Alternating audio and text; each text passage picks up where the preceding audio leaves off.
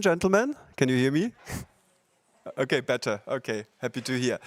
I would like to welcome you warmly to our summit today on behalf of my own organization, which is Epico Klimainnovation from Germany, but also on behalf of 6 co-hosting think tanks from around Europe, which are namely ECHO, the Green Economy Institute, Oikos, the Energy Policy Group, the Institute for Center-Right, and Écologie Responsable, who have joined forces to put together this summit, which takes place at a very pivotal moment for the EU.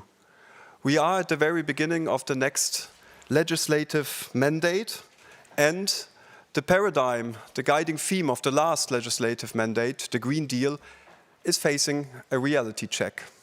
And yeah, the performance of the Green Deal in this reality check is partially definitely positive, but partially one has to say that it is, let's say, mediocre.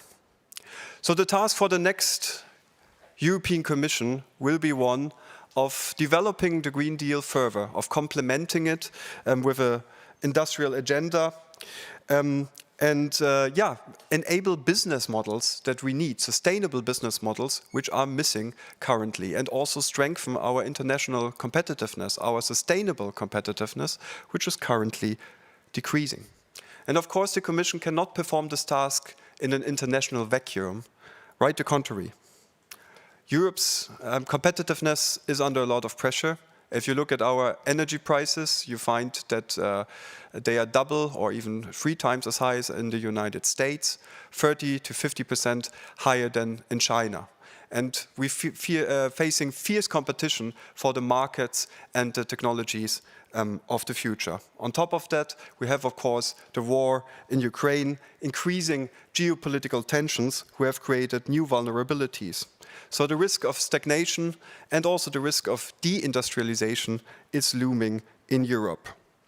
And then we have, of course, the re-election of Donald Trump, who will assume office in January, and he might act as a catalyst for all of these issues. He has already announced to increase tariffs, and of course that will put pressure on European exports on the one side, but it will also leave us with a lot of Chinese products who will look for an alternative market, and Europe might be very well the target market that they are looking for.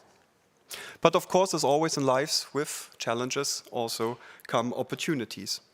And the Draghi and Letta report, they have brutally assessed the deficits that we have, but they have also provided a way forward.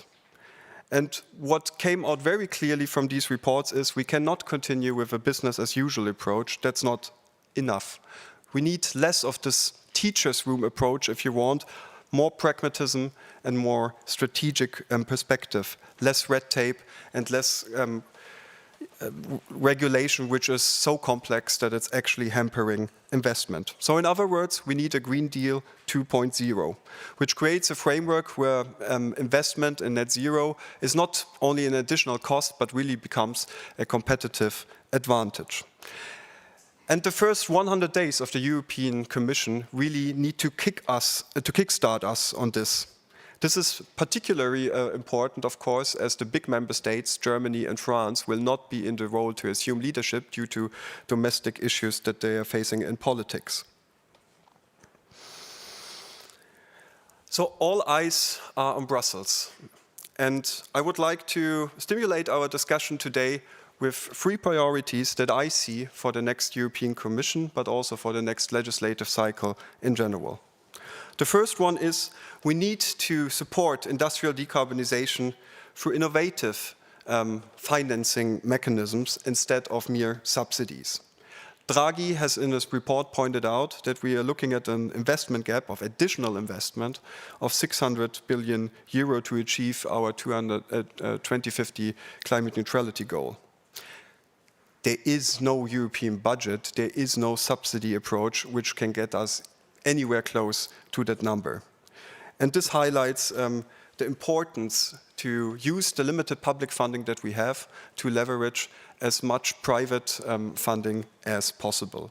And here, guarantees, public guarantees, but also tax incentives can play an important role. And that's also something that we learned from the IRA in the US, irrespective of Trump, what Trump is going to do with it, that every euro that is not collected and not spent by the state is more efficient than a euro that has to be collected by the state and then redistributed in terms of subsidies.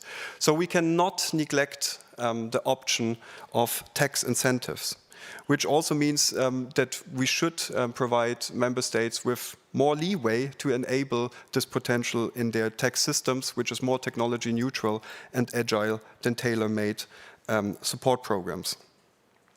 Obviously, to avoid distortions in the internal market, we need to complement that with a competitiveness fund, a social climate fund, and potentially also cohesion policy to address this, to not leave the member states which have less economic firepower, less financial firepower in the dark. The second priority that I see is the need for scaling renewable energy and grid infrastructure across borders, but also across energy sources. And here I would like to share with you an insight from a survey that we have conducted with 1,000 companies. And only 5% of these companies, manufacturing companies, have actually indicated that they have invested in electrification of their industrial processes.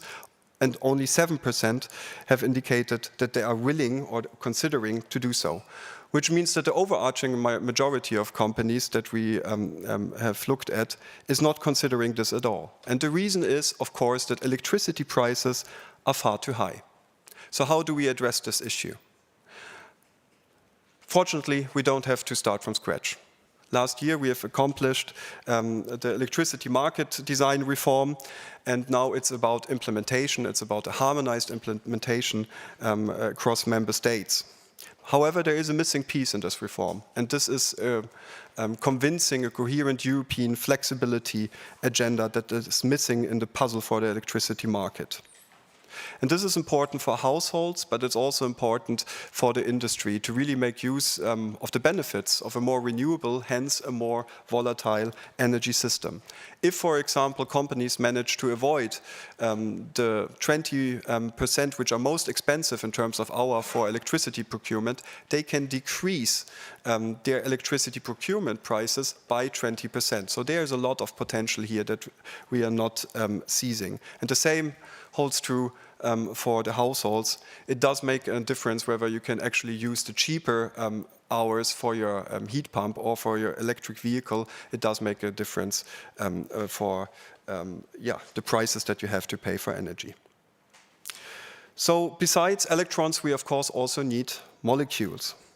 And here we see that the hydrogen ramp-up is facing major obstacles. So we really need a Hydrogen Act to stimulate the hydrogen ramp-up again. And part of this Hydrogen Act should be to capitalize on the potential that we have for hydrogen made in Europe, green hydrogen made in Europe, which is partly located in the south, but, and that's often overlooked, also located in the North Sea and potentially in the future also in the Baltic Sea. And this new hydrogen infrastructure that we will need to untap this potential needs to be integrated, needs to be planned in an integrated manner together with the electricity and in the future also the carbon infrastructure to avoid silo thinking and increase synergies. Which brings me to the last priority that I see for the next legislative period, which is to strengthen, expand and complement the ETS as the guiding instrument. Arguably, emissions in the industrial and the energy sector have fallen by almost 50% thanks to the ETS. Extending the ETS to other sectors, transport and buildings, has the potential to get us much closer to our climate neutrality goals. However, the success story of the ETS is incomplete, and we need to complete it on the domestic and on an international level. To start on the domestic level, we do need lead markets for carbon-free products, at least as a temporary measure to create a demand pull while the prices are not high enough to do that. Here we can seize the potential of public procurement, which accounts for 40% of the EU GDP. And second, and that applies particularly to the introduction of the ETS2 in 2027, we need an effective social climate fund and support instruments to balance, on the one side, the economic efficiency of the ETS, and on the other side, the affordability and also the acceptance that we need. And here the Polish government has shared interesting data with us that 3 million households could see an increase of 50% in their energy costs due to the introduction of the ETS2. And this does not only apply to Poland, it basically applies everywhere where the dependence on fossil fuel is high and where the financial leeway to address this is low.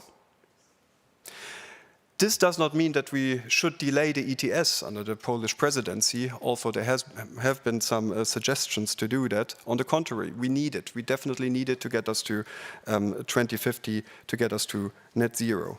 But it means that the introduction of the ETS2 really represents, or potentially represents, the social Achilles heel of a market-based climate policy. So we really need member states to table convincing social climate plans to address this and support measures to address the situation, not to lose the acceptance for the ETS2. And finally, on an international scale, we have already designed a CBAM, which is, by the way, currently not operational at all. But we don't have a level playing field when it comes to the exports coming from Europe going elsewhere. We have no markets for green products. We have no standards for this.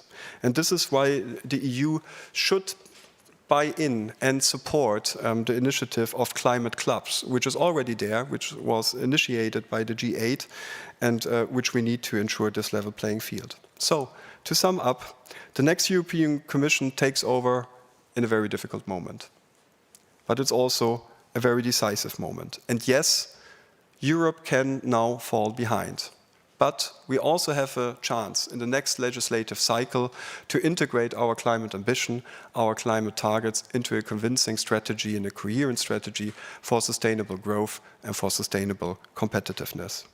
And I'm very much looking forward to discussions that we are going to have today, which will provide us with very valuable insights on that. And I now look very much forward to our first panel on the role of the internal market in reindustrialization. And I'm pleased to hand it over to David Panzeri, who will be the moderator of this panel from the Italian think tank ECHO. David, the floor is yours.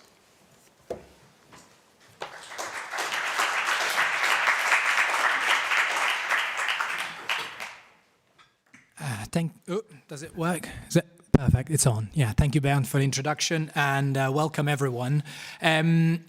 Yes. Shall I invite my panel first on the stage? My name is Davide Panzeri. I lead the Europe program within the ECHO, which is the first independent Italian think tank dedicated to climate, and I'm joined today by not 3, but 4 distinguished colleagues. We like to keep you on your toes. So this is the first of the surprises that we've got in store for you. Please take your seats. Yes, Ralph, you're here. Perfect. We have, counting outwards, we've got Ralf Schmidt-Nielsen, who is the head of unit for strategy and regulation, focusing on the single market and industrial policy at DG GROW, and has a background as an economist. We've got Andrea Wexler, MEP, member of the ITRE committee, and a former professor of business law. We have Sylvie Lemoine, Deputy Director General at the European Chemical Industry Council, CEFIC. And finally, we are today joined by Tom House, a policy advisor within DG Energy. So we've got quite a comprehensive point of view on industrial strategy today. So yeah, it's interesting to be here today because I think the story of why we are here starts almost exactly to the day a year ago, because it was on the 12th of December last year, if I'm not very much mistaken, that the Council adopted the conclusions that launched the European Green Deal 5 years ago.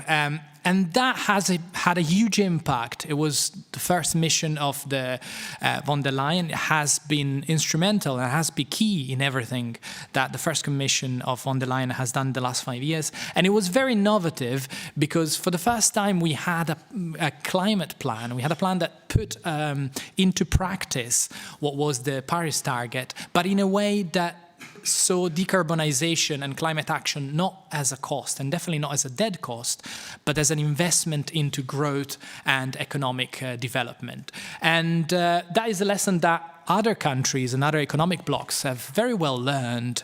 I'm thinking about China, I'm thinking about the US with the IRA, and have made the most of taking part into what the IEA estimates to be a market of green technologies worth $650 billion per year by 2030, so a huge, important market.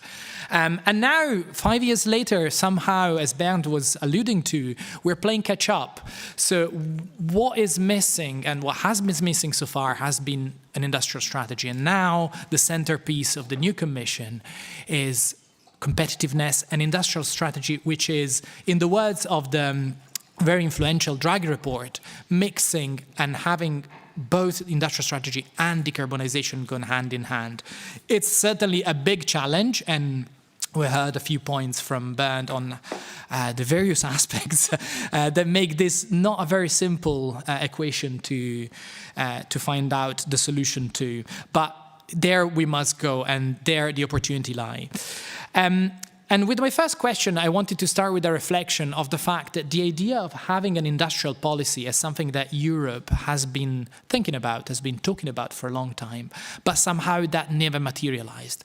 Because obviously we've got 27 member states with different industrial mixes, different interests, and that, I think, has been what has blocked the birth of a EU-wide coordinated industrial policy. And yet, this time here, we have a commission making that the centerpiece of the next mandate. So I wanted to start with a question to Ralph here.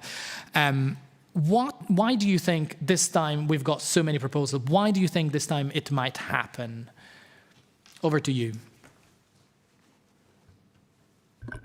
Thank you very much, Davide. Good afternoon, everyone. I think, indeed, as you say, it's a very fascinating moment for industrial policy, industrial strategy, but also for the competitiveness challenges we're facing. I mean, of course, already in the past, we had an industrial strategy, we had specific sectoral industrial policies, so we're not starting from scratch. But I think, indeed, there's now renewed momentum around industrial strategy and industrial policy. And I think when people are sometimes a little negative about the word or the term industrial strategy, there's sometimes a bit of a misconception at play where people feel like, oh, this is politicians or civil servants picking winners.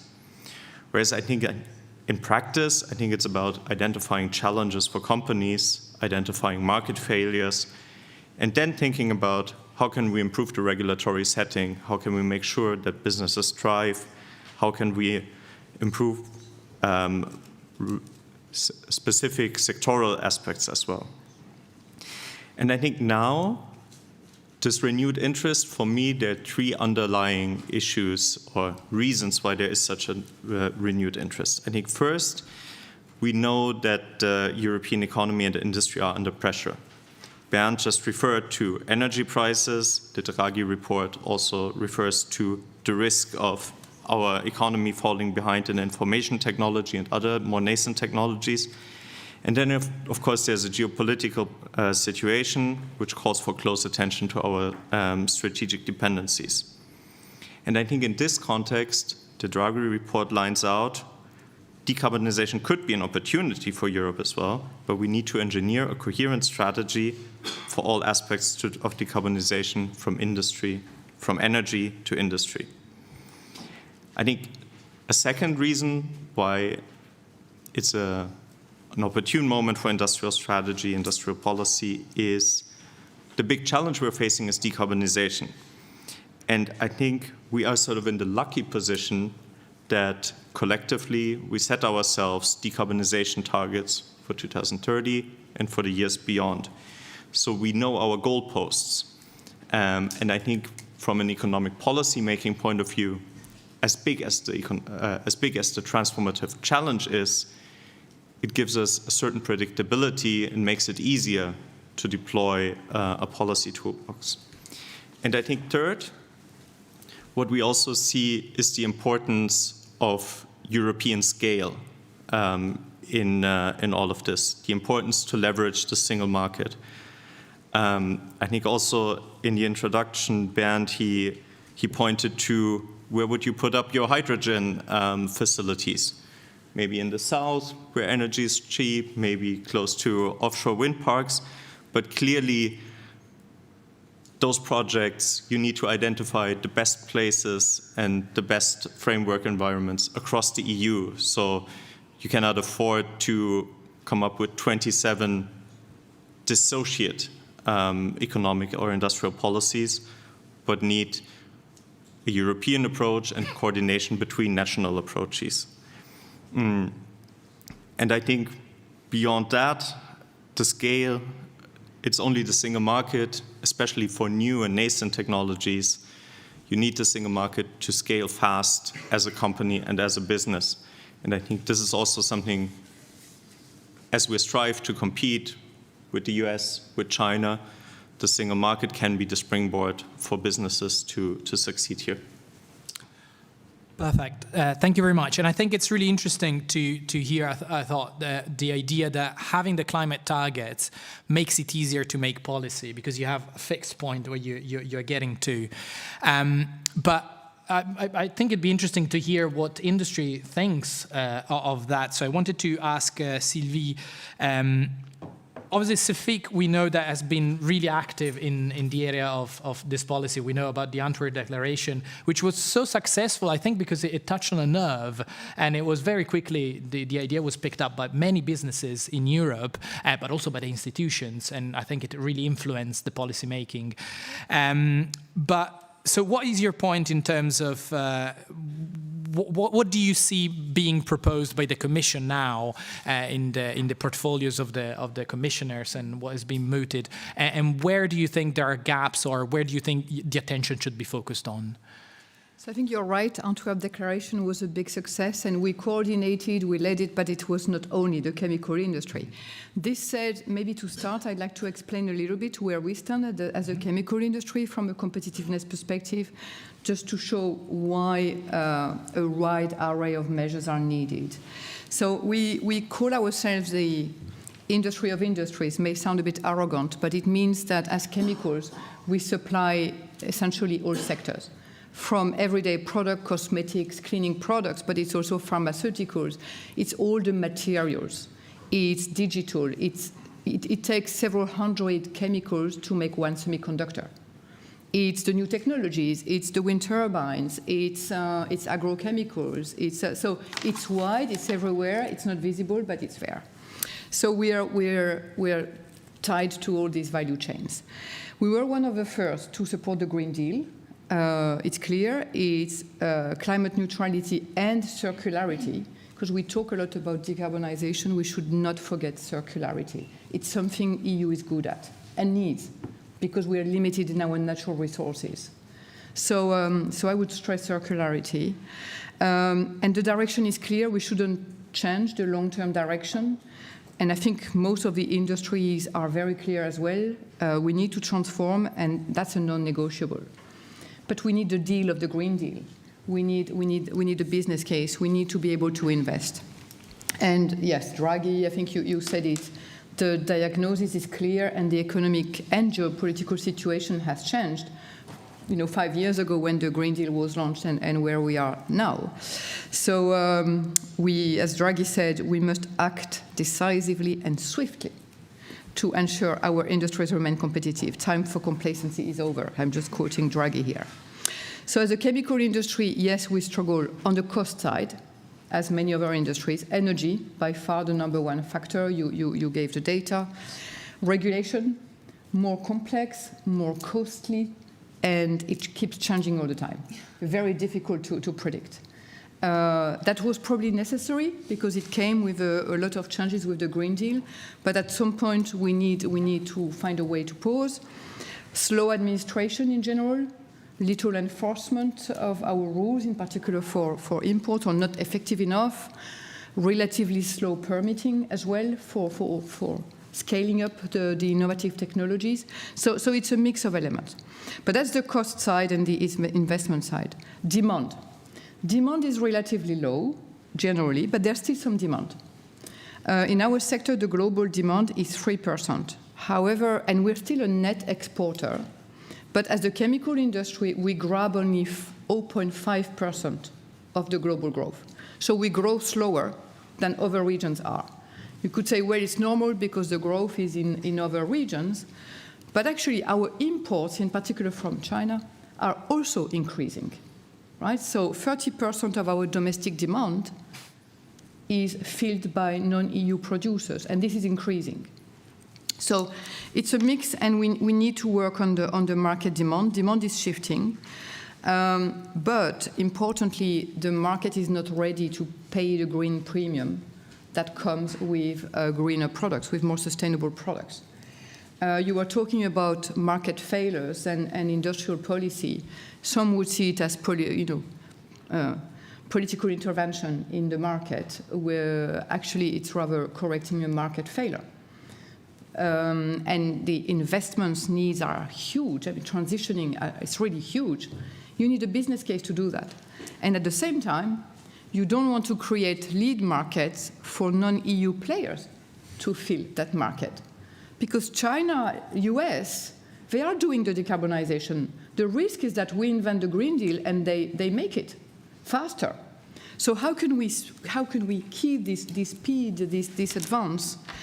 That's really something we need to think about. And really, that's why we talk about the speed factor and being bold. And it doesn't mean deregulating, but you talked about less red tape.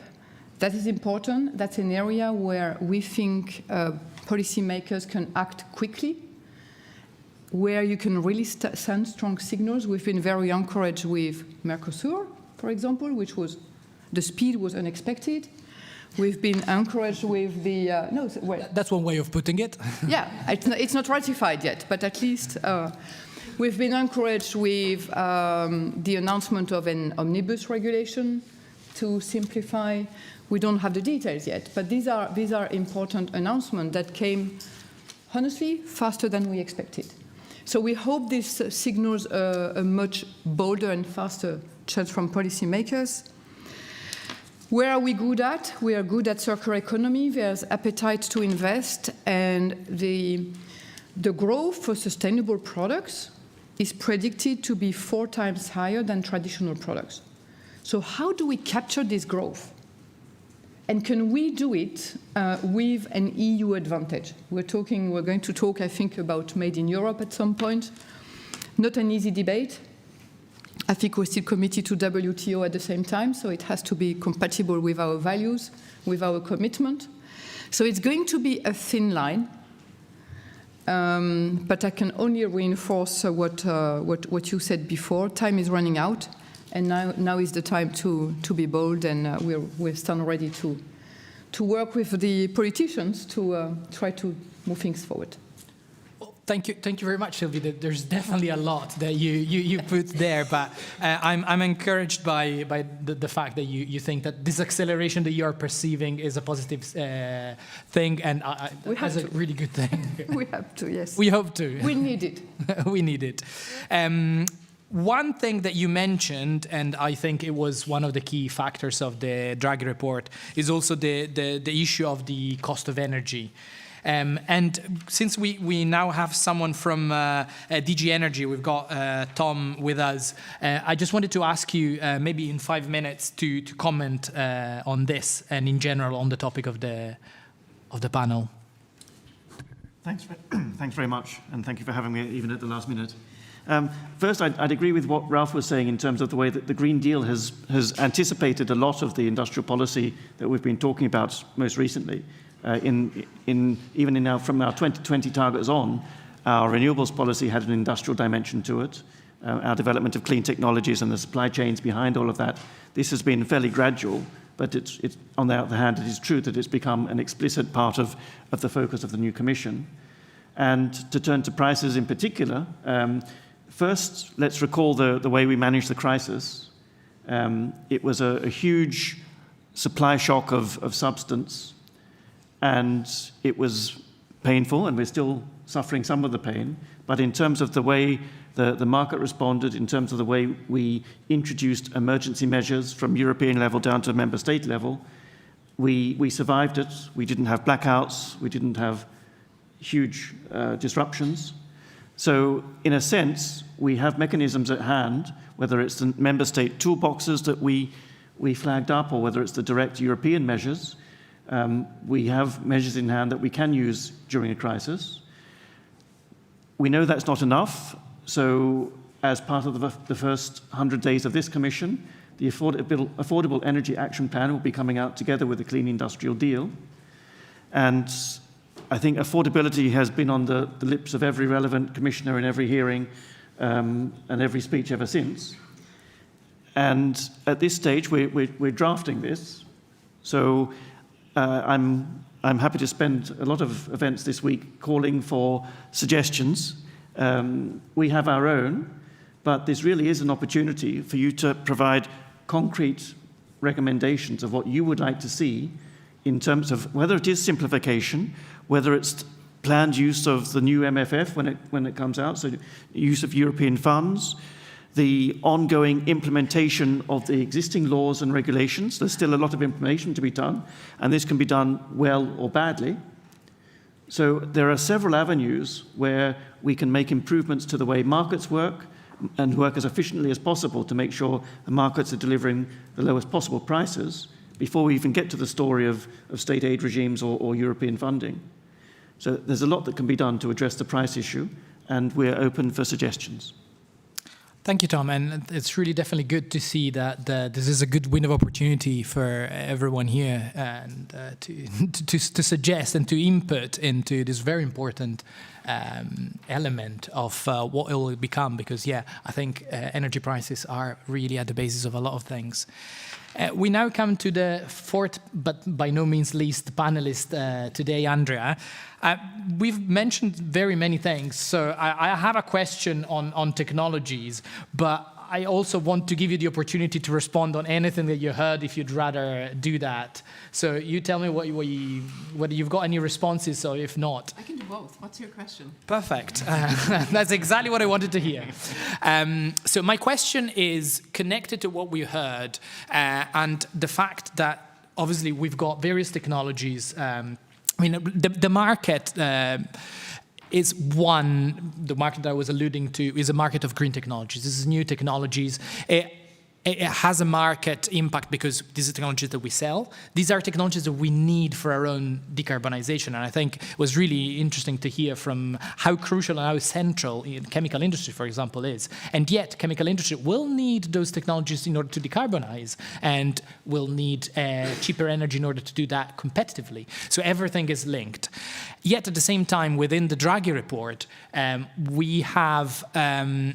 I think it was really interesting what he identified. We know that there will need to be a public intervention of public finance. We don't have the resources to do everything, because we never do. And at the same time, we've got various technologies, in some of which China, the US, but they already have a very big advantage compared to us. So what Draghi was suggesting was certain technologies depend, he suggested dividing in 4 areas, but that can be done in as many ways that we want. But fundamentally, on the one hand of the spectrum, we have technologies that we decided we want to reshore or we want to produce in Europe, and we're happy to deploy trade instruments to defend. At the other end, there are technologies, and Draghi's example is solar, where we might just throw to the fire our own industry and decide to buy the cheaper technology from China, which has been subsidized by the Chinese contributor. And it's cheaper and makes cheaper for industry to decarbonize. But how do we decide which technology goes where? I mean, it's going to be a very difficult discussion within Europe. I guess this is the $100 million question. But let me start with commenting first on the overall topic and on the interventions we've had so far. Now, being a member of the European Parliament and being new to the club, I'm very happy to have seen the energy that's brought to the panel here in terms of, swift action, ambitious action. We need to act now. And the overall topic of talking about sustainable growth, competitiveness, and especially what's the core of this session on the role of the market in European reindustrialization. I think this sets the scene for the focus that we need to do in the next 5 years. So yes, it's absolutely crucial that we focus on the Green Industrial Deal, the Clean Industrial Deal, to complement the Green Deal. And we've heard it on the panel several times. No one wants to make an inroad onto the targets that we've set for decarbonization. We are all set to achieve these targets. The question is, how do we best achieve this? So we've heard that the Clean Industrial Deal, the Industrial Decarbonization Accelerator Act, we've heard the Energy Action Plan, and thank you for the invitation for suggestions. My team will definitely send some to you. So that's important strategies. But what I do think is relevant is that we set on speed. And not only speed, but we need to prioritize. If I go back to my constituency and to my voters who voted for me 6 months ago, and I return back to them after 6 months, and I keep telling them, we're ready to act in Europe. We've all learned from the Draghi report. We discussed this in detail. They want to see action now. And they don't want to see me adopting directives on green claims in the Parliament. And they don't want me to see adopting directives on the European Work Council. They want me to make really big impacts like the Mercosur agreement. They want me to secure their jobs. If I go back home, I go back to the Stuttgart regions where we have the automotive industry, which is in big trouble. Go to the steel industry, it's in big trouble. Go to Ludwigshafen, BASF, the chemical industry, it's in big trouble. They are not able to pursue business cases anymore. They're having losses every single year. This is the major challenges that we are facing. It's about unemployment, it's about the lack of business cases, and it's about companies that are not able to secure a green future. And if we don't have working industries, we won't achieve the targets of the Green Deal. So it's about priorities.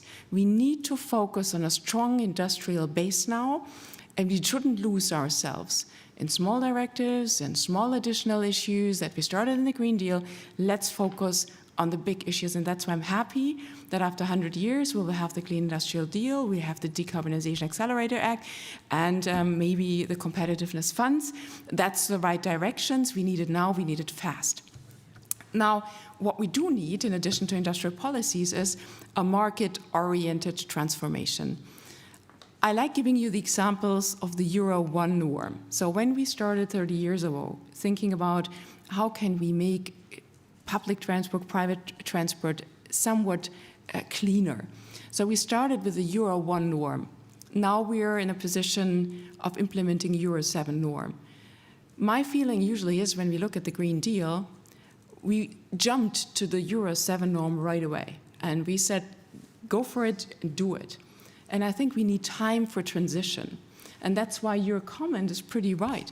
So by jumping to the Euro 7 norm, with jumping to the Green Deal, of course we become very vulnerable because our industries with high productivity costs, with high energy costs, won't be able to compete with Chinese competitors or competitors with very different production environments. The chemical industry is a very local industry. We need it in Germany. We cannot risk of losing it in Europe. And that's why it's very important to focus on a transformation. And the political environment and the task that we have as politicians is to put the guidelines and the regulation for this transformation in place, but not to set targets and putting penalties behind it when you don't reach it. But our idea must be to sort of guidelines, to provide guidelines for the industry so that it's not a scale or fail moment, but that we can work on this jointly without creating a social implication. And Mr. Weber said it in his initial speech about, the 50% increase in energy costs in Poland. We need to take people along, and we need to take the industry along. So it's about priorities. It's about a market-oriented transformation. And I'm very glad you mentioned the demand side of things, because that's going to be key, that we really spur the demand in a way that we support green technologies, green energies. And there's a lot that can be done. We've talked about the 40% of public procurement. That's a very relevant element that we need to focus on. But now to turn on your question on technologies. This is, in fact, one of the areas where, I've heard a lot about competitiveness in the wake of the Draghi report. I'm an intellectual property lawyer. I focus on innovation law, and I've been working on this area for many, many years. But exactly the question, how we incentivize innovations, clean tech innovations, is the discussion that I don't hear often enough in the Brussels bubble. What I do hear is, well, we need proper investment opportunities, we need the competition fund, we need to unlock private investments, we need the capital market. But eventually what I do need is ingenious people that are ready to innovate and to really take the chance at radical innovation. I talked to the chemical industry yesterday and said, oh, you know what, we don't really do risky investments anymore because there is no investment stability. We face high regulatory burdens. We don't exactly know what's going to happen in a year's time. Maybe the reviews come earlier, maybe they come later. They need stability for investments. I talked to the glass industry this morning. If you take their ovens, it's an investment, the furnaces, of 15 years. So when they invest into their factories, they make an investment now which lasts on for 15 years. But when we now talk about new targets for 2040, for them it's instability. That's not an environment where they will invest. So to me, if you really want to have a lead on clean technologies, we need investment stability, we need innovation, we need to unlock private investment, but we also need to think about the RD&I investment frameworks that we have. And yes, we have to think about how do we protect our industry in this transition so that we have a fair, level playing field. Take the issue of hydrogen. We had the first hydrogen call, the bank call, and the technology that was used in the electrolyzers was 60% from China. To me, this is unacceptable. I'm very glad the Commission changed the call that was just open and there is now local content requirements. If we want our industry to work towards a technology leadership worldwide, we have to think about measures to protect them, that they don't lose their competitive edge, because there is a lot of investments to be done and we shouldn't work with penalties. So it's been a long answer, but priorities, market, we need to look at the demand side, and we need to focus much more on the question of innovation and how we can protect European clean tech innovations. Thank you.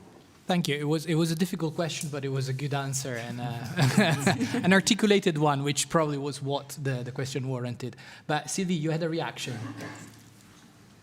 Maybe if I may. So thanks a lot for the support, certainly, and completely agree with the innovation incentivizing. I think whether it's regulation or it's all about incentives, the signals, the change of mindset. We need to find a way to de-risk. I think the instability is part of not taking the risk. But we already in Europe have a tendency to be low risk or risk avert, right? So we regulate. So I mean, in principle, business people should be taking the risk, and it's really necessary. So we need to think of de-risking strategies as well, including from a funding perspective, from a stability, but also from a funding perspective. All that in a shaky geopolitical environment. But okay, let's learn also a bit from other regions if we can. On the market demand, because we talked about public procurement, and it's true, public procurement is a big part of the economy.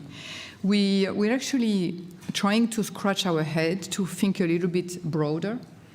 I don't think it's going to be enough because there are sectors that don't rely so much. If you go into construction, yes, then probably public procurement will be important. And we need to move to these non-price criteria, that drive sustainability. I would argue social as well. But again, how much, what is the right local content requirement if you go that way? What is the amount of made in Europe? Is it 1/3, 50%? But at least having the debate is going to be important.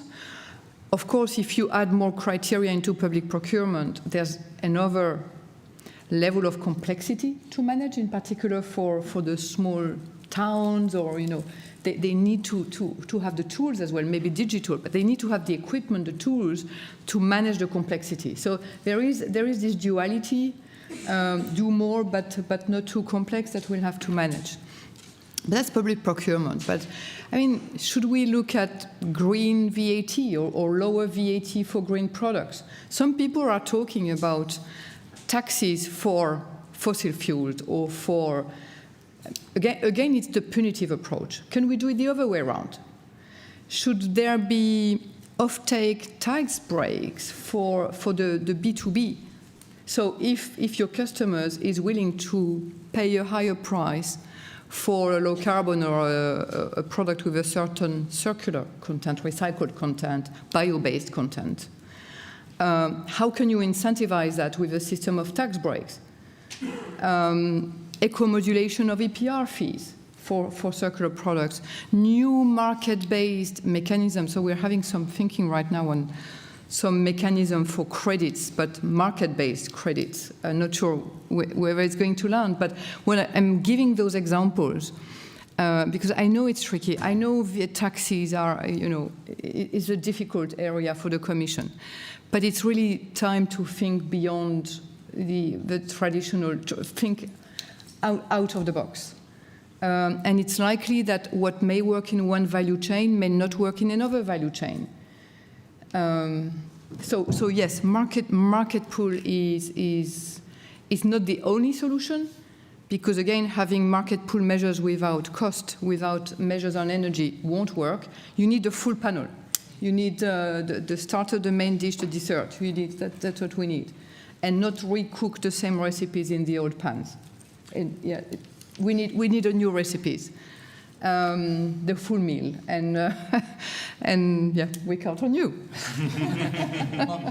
Thank you. Yeah, we definitely do need a full menu, and yes, we've already begun to put some of the ingredients there on the table. Just to summarize a little bit, some of the things that have emerged, which I think were really interesting. There was a focus on the markets, which goes beyond the public procurement. I think we all agree that it's an important part, but it's not enough. I think it's really interesting what you were saying on VAT and taxes, and which also links to the part that Andre was saying earlier about not being punitive, and you were repeating, but leading by incentive. And I do agree that at the EU as well as importantly at national level, a reflection on how we use tax and tax policy is long overdue. Also really interesting, the thing that emerged about the speed and the fact that with speed we can catch up with America and with China, but at the same time always saving the fact that we are thinking about a market-oriented transformation and involving market, which has been the central plank of what the Commission has been proposing. The fact that we do, as Andrew was saying, we do need to take industry with us. We can't just rush there. We need to put in place measures that take industry and people, because there needs to be a social element, and we've got a panel later on and we'll tackle that together with us, because otherwise we'll risk leaving people and industry behind. We are running short of time, but I think we've got time maybe for one or two questions from the audience. Yes, if there is any.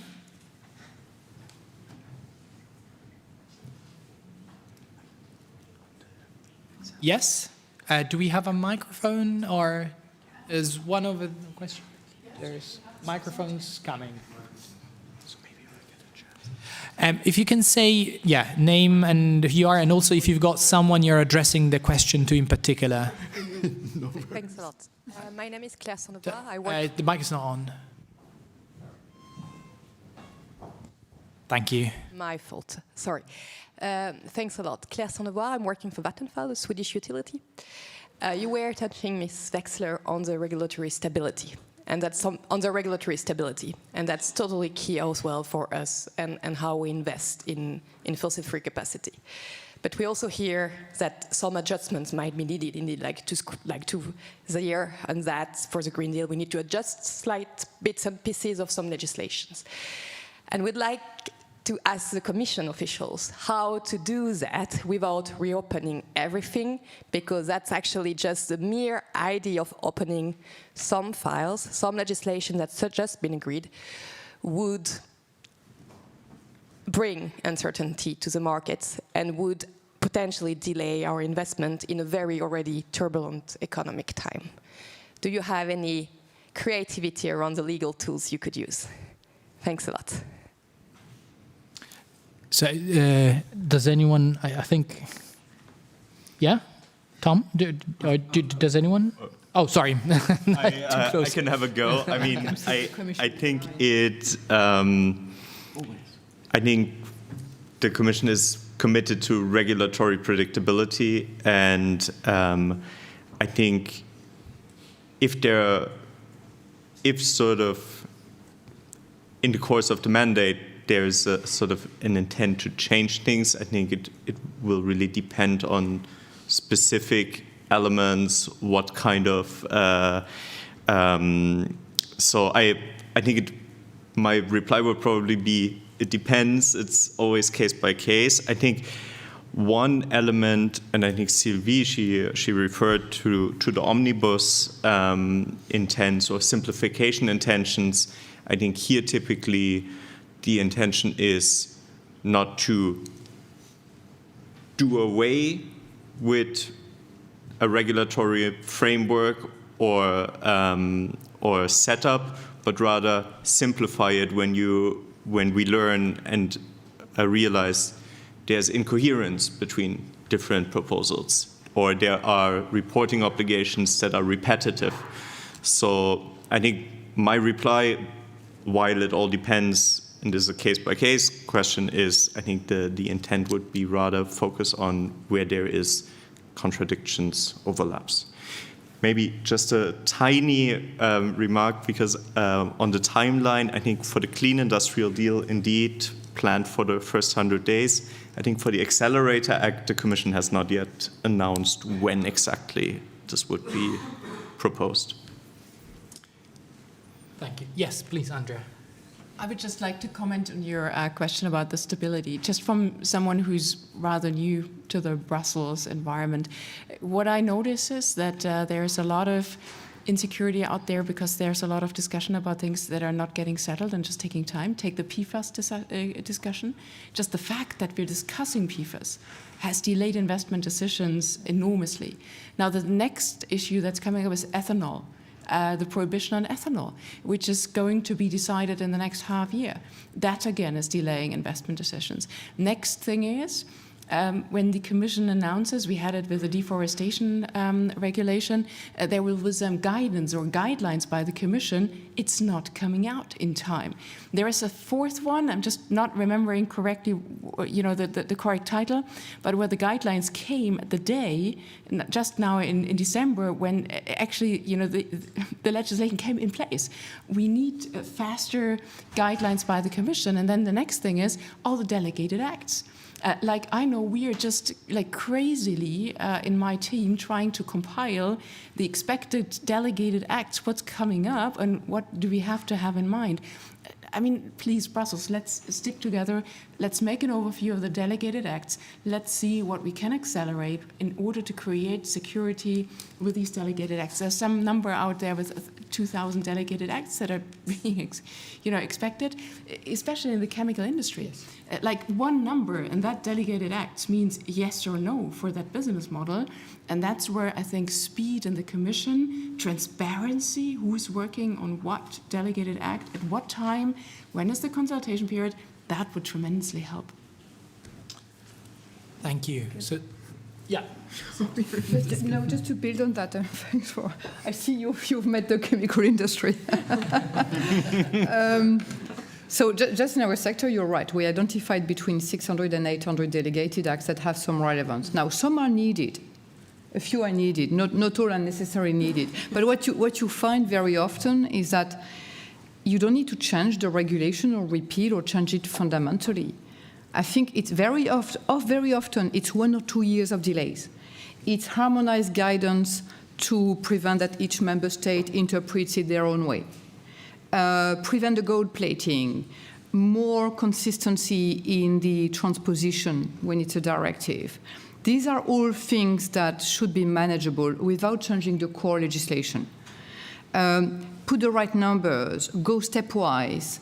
If you set targets, well, start maybe at 20 and you can come back to 30 later, but don't go Euro 7 when you have to go 1, 2, 3, 4, 5. So this is what I think very often what we're talking about, relatively small changes, and then avoid too many duplications, one climate plan.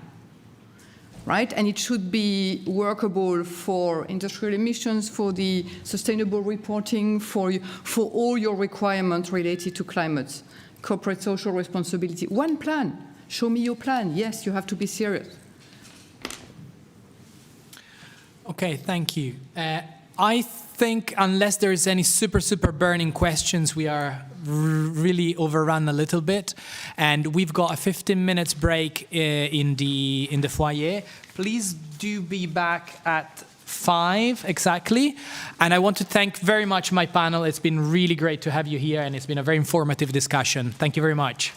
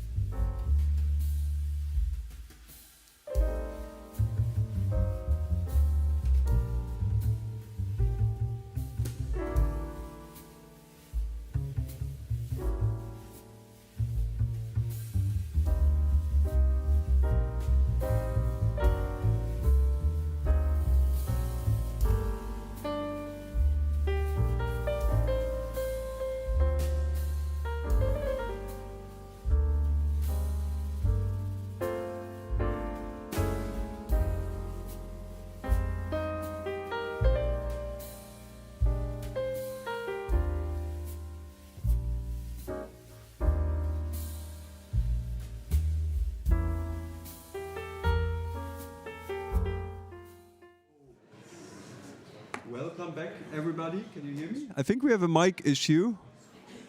Again. Okay, now you should hear me. Welcome back. Perfect.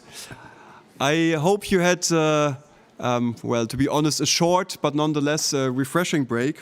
And I would like to welcome you all back to a very interesting fireside chat that we are going to have with a very interesting, I would say, a truly distinguished policymaker from the European Parliament, which is Pilar del Castillo. I looked it up, and Pilar, you're a member of the European Parliament now since pretty much 2 decades, if I'm not mistaken. Exactly. And Right. yeah, so within this time, you know every corner in the European Parliament, which is quite difficult. Never, every corner of the European Parliament. Well, you definitely left a mark on quite some important policies. And you've always worked on at the intersections of industry, energy, and digital policy. Most of the time in the ITRE committee, contributed to many important dossiers in the last legislative period. So even naming them would take me too much time. So baseline is there's no better person to talk to get insights on how the EU can assert itself as geopolitical actor and also build its resilience and energy security. So Pilar, Europe, we've already talked about that in the first panel, is really at the crossroads. We are facing dramatic geopolitical changes, the war in Ukraine, raising geopolitical tensions. They've revealed our new and existing vulnerabilities, be it in the energy system, also be it in the supply chains. So how can we now, at this point, ensure energy security, ensure actually more than that, economic security, and how can we manage, how can we address the dependencies that we are facing? Yes, this is a good introduction to the first area we are going to dealing with. I'm going to be very brief because I know we have in 10 minutes, 12 minutes, another session, which is with the State Secretary from Poland, I think, for climate change and energy. And then I have to be very focused and then to send you the main messages on all these areas. I think that let me remind you that how the situation it is now and how it has evolved in the last years. The situation is that, for example, China has benefited greatly from the tertiarization of Western economies and globalization.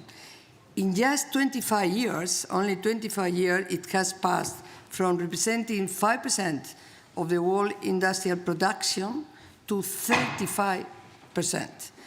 China is currently the world's factory and manufacturers high added value products in the world, as I said, such as what? Such as electronics, batteries, electric cars, or renewable. This is amazing because we the factory on all those days, the big in the world, it is in China.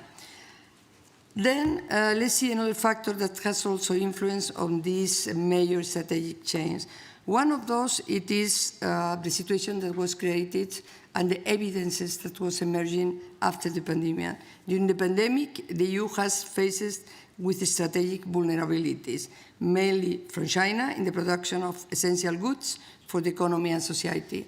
I am not going to develop much, but the impact of the pandemic in that sense was extremely high for the European Union. And finally, the war in Ukraine has been decisive in terms of the European energy policy. We have decided to completely eliminate our energy dependency from Russia by accelerating Green Deal reforms and so on. And these two events, these two factors, dramatic ones sometimes, which one is the pandemic and the other one is the war in Ukraine, has really faced the European Union with its reality in terms of energy dependency and the need for a new energy policy. Yeah, thank you very much. fully agree with you on that. It really has left a mark on our energy policy, who has been criticized and analyzed also in the Draghi and Letta report. And we've talked about these reports already, for quite some time, and we touched upon them several times in our discussion. So my question to you, Pilar, would be, what we understand the analysis, but what needs to be done now to come basically from an analysis of the radical reforms that are needed to actual action? And from your perspective, what do you prioritize? How do we get to implementation? We've heard we need to accelerate things, so yes. How can we do that?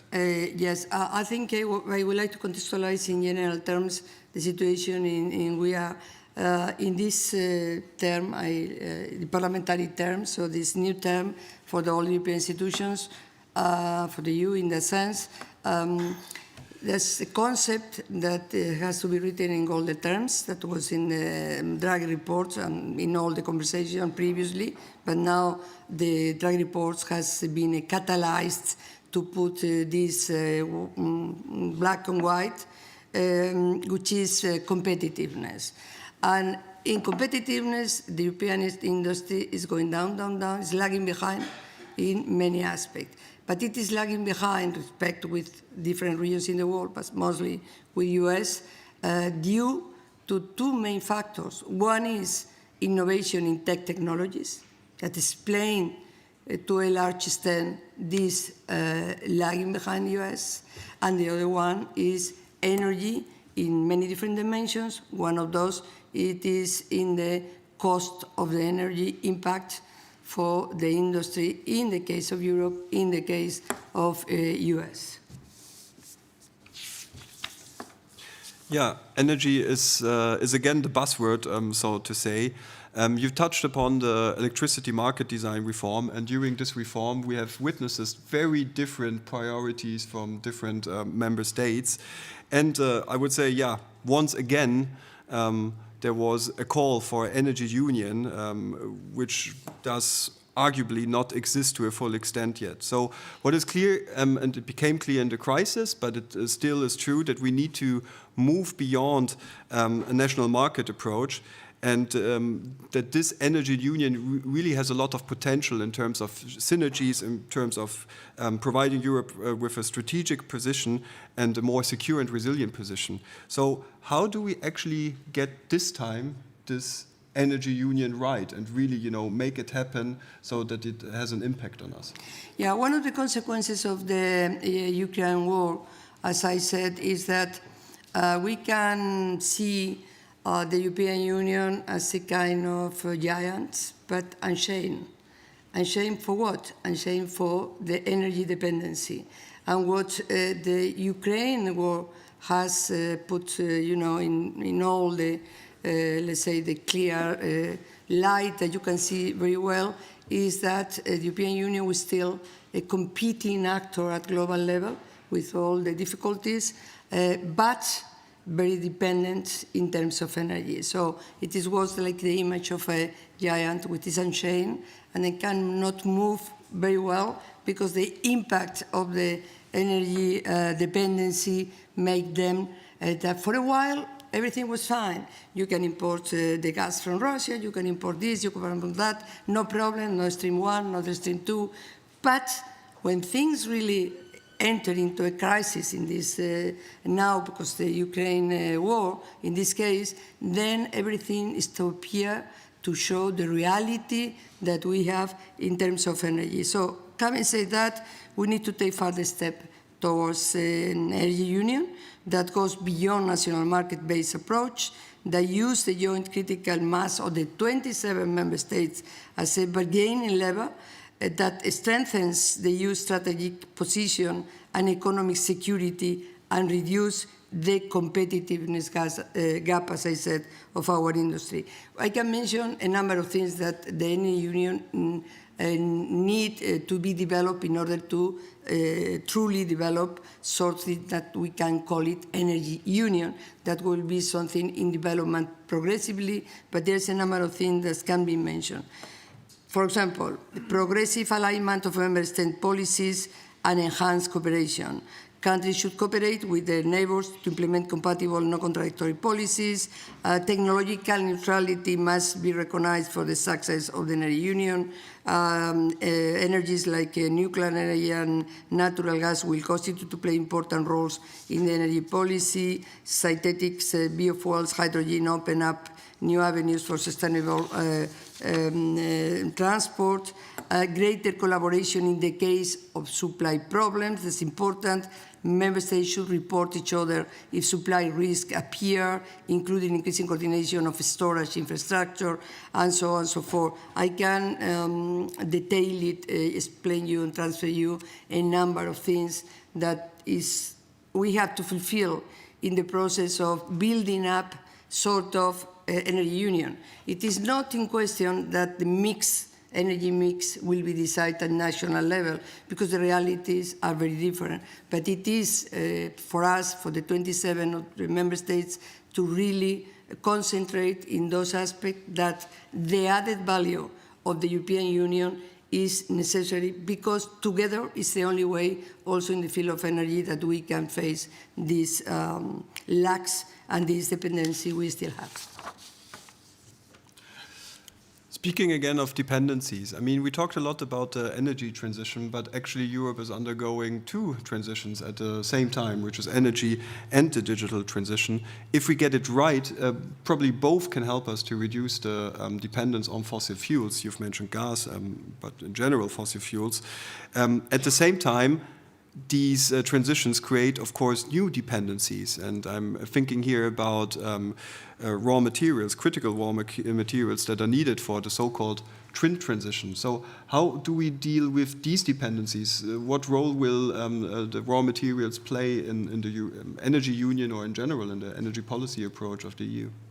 Well, I think all we can share that to cope with the expected increase in the demand for lithium and cobalt and other minerals, we need to give new political impetus to policies aimed to securing their supply and diversification. In that sense, we have, as you know, passed a year ago approximately, the the critical raw material regulation that is needed.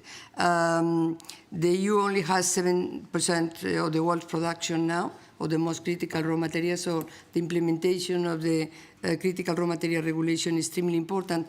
But let me say that, well, this is essential. The critical regulation material, the critical raw material regulation open the way, the way in order to produce in the European Union member states, the mining, the permits, all these things are much more, boost when applying this regulation. But let me say something, because it's very much a la page of what happened 2 days ago or 3 days ago with the pre-agreement with the Mercosur countries. One of the interesting things also the Mercosur countries, it is related to raw material. And it's extremely important, because you have to open, and open. We have to make possible in the European Union territory that all this raw material flourish, and then we have less dependency, or we have more possibilities in our more strategic autonomy in that sense. But we have to be realistic, and this is the need for all this extremely high, and will be more and more and more and more for energy, will be more and more and more for the digitalization process, and the need for that, well, for all kind of infrastructure in the energy and in the digitalization area, and that is a very good news in terms of what this agreement could, the role that can play. I think there are so many other things that the agreement you can interpret it as good. I think taking into account the resistance and reluctance of some agricultural sector, that's true, but there is a plan for helping those sectors with more problems. But in general terms, from public procurement, which is open also to companies in those countries from Latin America to raw material, to many, many others. I think it's very good news. And in this particular case that we are talking about here, which is the raw material role in this transition, I think is also very welcome. And we can stay for a long time. I'm worried for the time. I don't know if we are... I'm afraid we cannot. We cannot. But I am sure we have more possibility in the future to share more, not so many things, but so much in a deep way that I had the possibility to do it now. In any case, thank you very much for this opportunity. And there's time is long, so to say, and we will have more opportunities. Yeah, thank you very much indeed, Pilar del Castillo. I think on the panel just before, there was the demand to speed things up, to accelerate things. I do think that we managed to do that during this fireside chat, which has been short and crisp. Many thanks for that. We touched upon very important topics, guidelines for true energy union, raw materials, and even Mercosur. I think that was a nice tour d'horizon. It was an example. And very helpful and very insightful. Thank you very much for joining us. Thank you very much. It was a pleasure having you. Okay.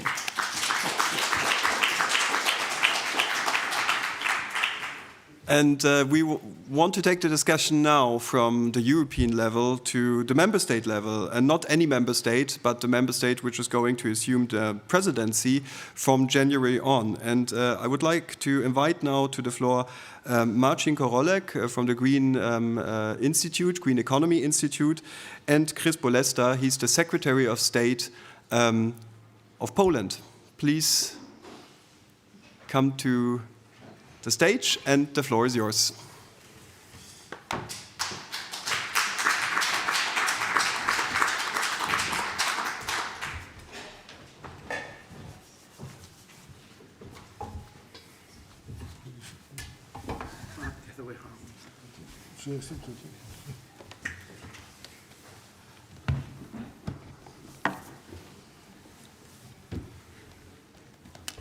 So, Minister, Marcin. I think we know each other since probably 30 years or so. No, 20. But Minister... This will be an interesting conversation. Usually it's more private. Yesterday, Polish government presented priorities for Polish presidency. I remember first Polish presidency, you dropped your job in the commission to join Polish team, 2011. Today you are in one of driving seats of Polish presidency, so congratulations. I read the program of Polish presidency, and when Bill Clinton was saying it's economy stupid, then the program of Polish presidency can be translated, it is security stupid. Yeah? Yes, but we have more respect to the public than Bill Clinton, okay, so we don't say stupid. No, it's basically 7 pillars, and they all pillars of including security, and 2 elements of these are placed in our council. So environment, where we talk about climate security, which is mostly about climate resilience and adaptation, and in energy it's about energy security. So 2 of these pillars are in our council formations, but of course, as my advisor keeps on mentioning this to me, that they are all interdependent. And for example, this also includes food security, water security. I think in general, these times actually require us to look into the issue of security. There's a hot war going on on our eastern border, and the unprovoked aggression of Russia and Ukraine continues. So I think European citizens in general, and the further east you go, most people actually are afraid of coming war, possibly coming war. So I think the emphasis on security is something that is close to our hearts in Warsaw, but also a reflection of the mood in Europe. And I think just take just energy for a moment. I think most of you probably read almost weekly about unfortunate accidents in the Baltic Sea. This is something that has never happened before. And it's a physical security threat to energy infrastructure, to critical energy infrastructure. So that's why we thought that the notion of energy security, which was always present in European legislation, but was most often than not limited to security of supply. Of Russian gas, by the way. Of Russian gas, yes. But now we think that it's time to actually enlarge this notion to include physical security, cyber security, because the reports from our cybersecurity services tell us that daily there's thousands of attacks on critical energy infrastructure in Poland. So, and it's the case in many countries in the European Union. So physical security, cyber security, also the security of supply of clean tech. So this is a notion that must be enlarged to include more aspects of the security. I heard that one of aspects of conversations around energy will be energy prices. Do you have an algorithm to make them lower? Well, I think this is also something that has been coming up in debates around Europe. Draghi mentioned energy cost as an element of industrial competitiveness. Thinking about energy cost, you have to consider that there's two important elements or two important groups where this is an issue. Energy cost for industry, where they need to stay competitive and decarbonize at the same time. So energy cost is a factor for them, but we also have other tools that can protect them or could smooth their way into carbon neutrality. Trade policy, competition policy, this can be used in parallel with energy cost.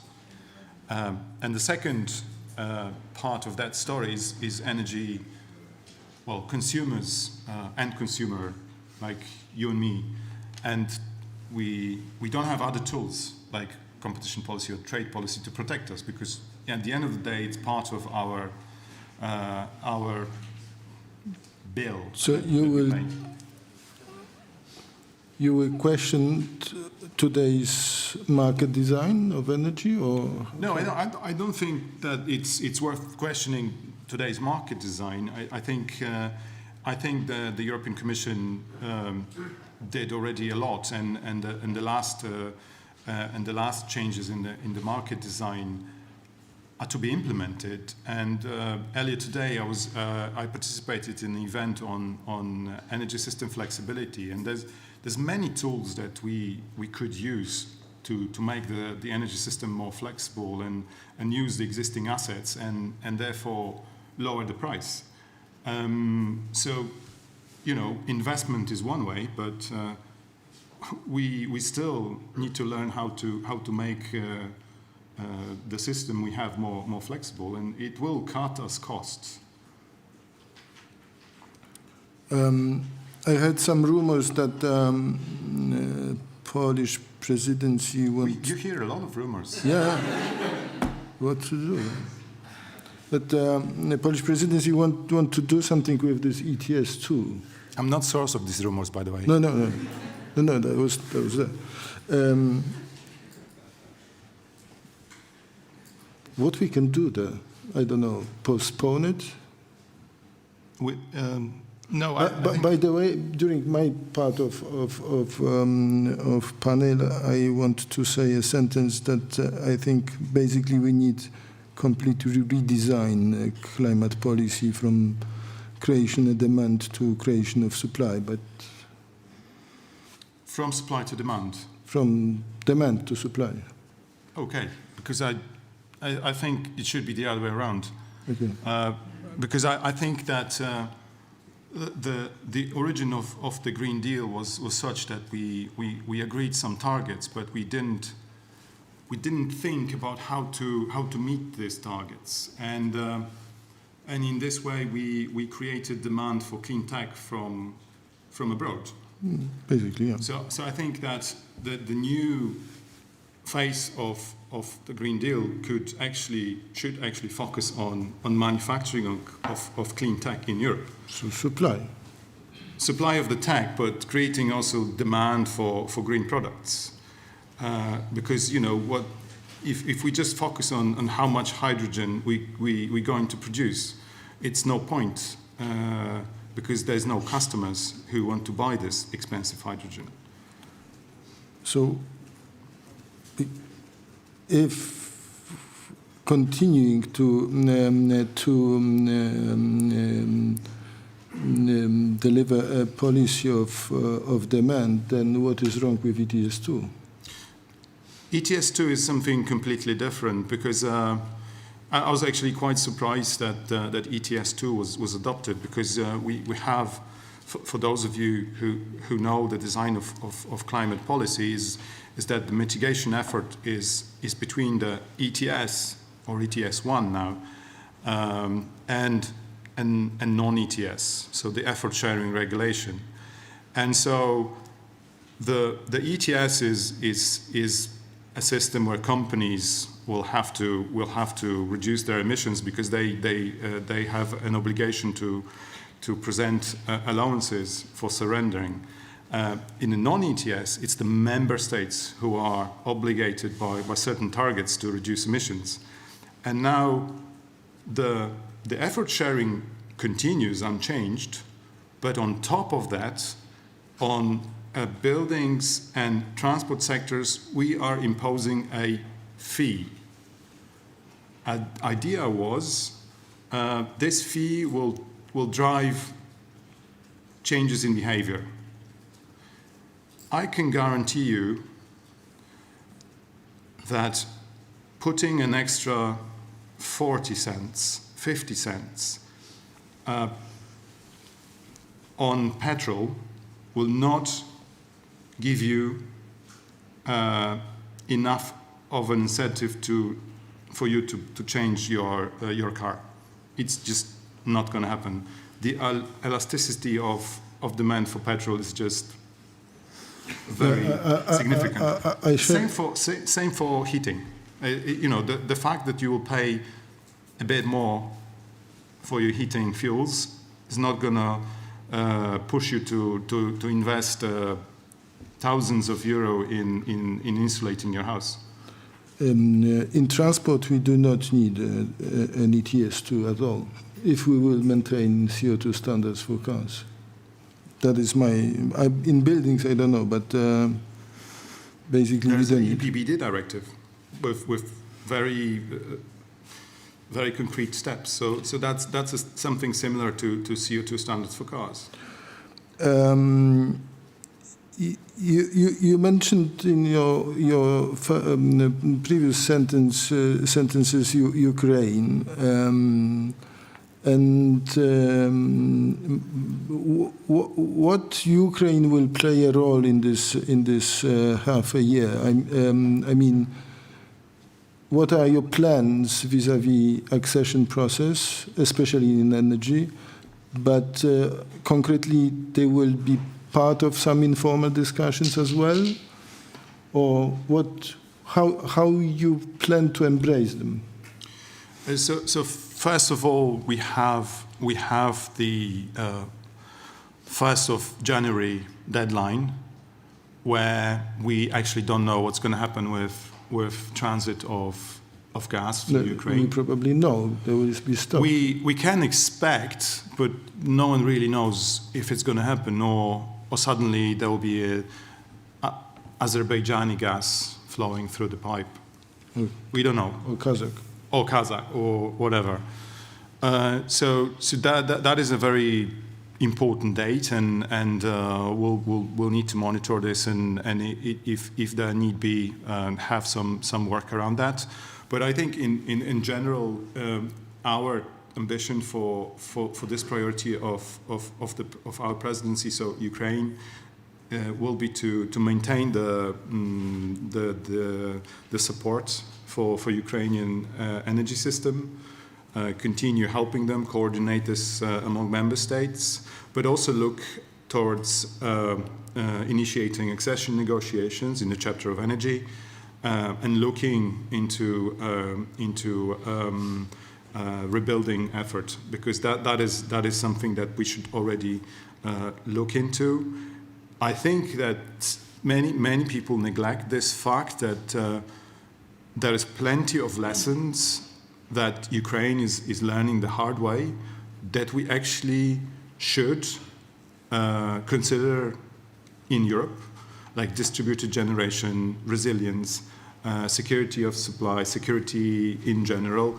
I think that there's plenty of things they learn how to do, learn how to protect the infrastructure, how to rebuild it, and I think we will be much richer in knowledge and transform our energy systems in a better way when we see what they are doing. And by the way, then they synchronize the system with European system a week before the war started. So they are already synchronized in electricity. They are synchronized. We are planning synchronization of the Baltic states in February. So this will be a completion of the synchronization of all member states and Ukraine from the Russian system. This is the fifth time he is presenting priorities of Polish presidency today, so you are quite fresh with them. Yes, this is job description, so, you know. Thank you, Minister, because I know that you have to go for the airport. Catching a train. Thank you very much. Sorry. Thanks.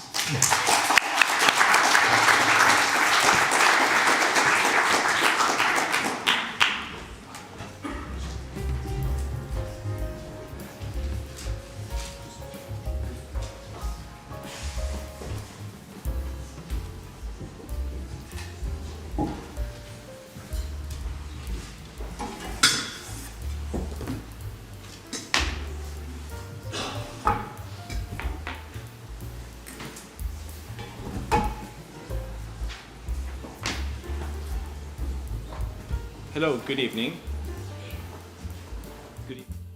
Hello? Which button? Good evening, thank you.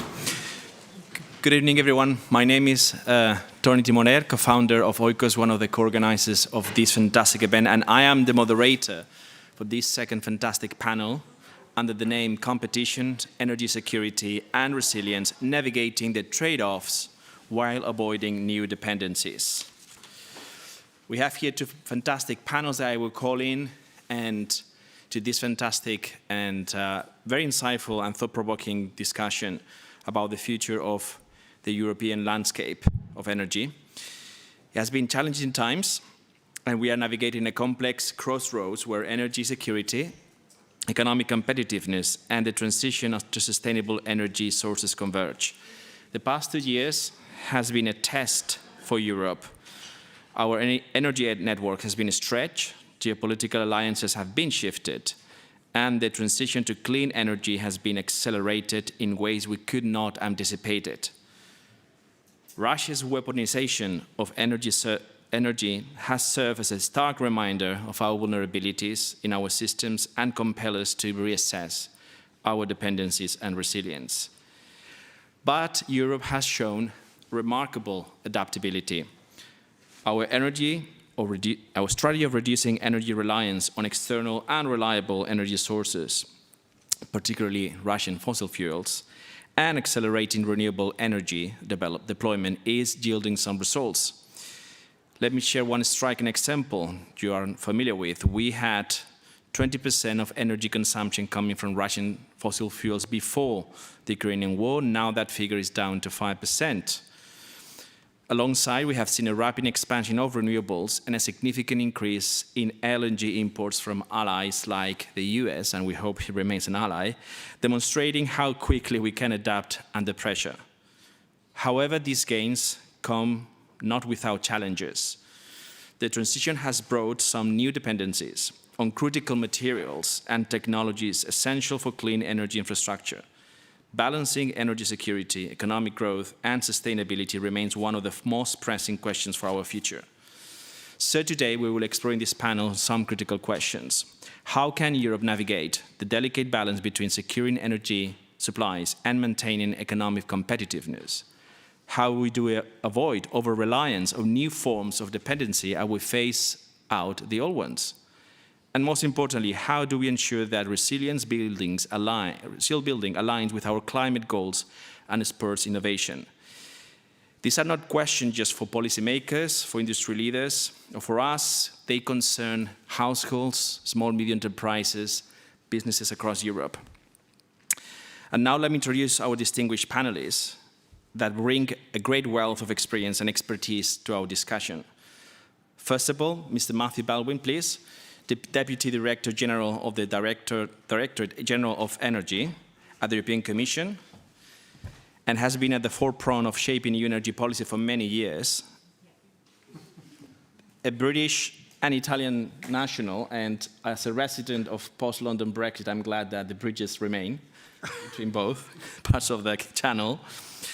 And also we have Dr. Christoph von der Busche. Please come in.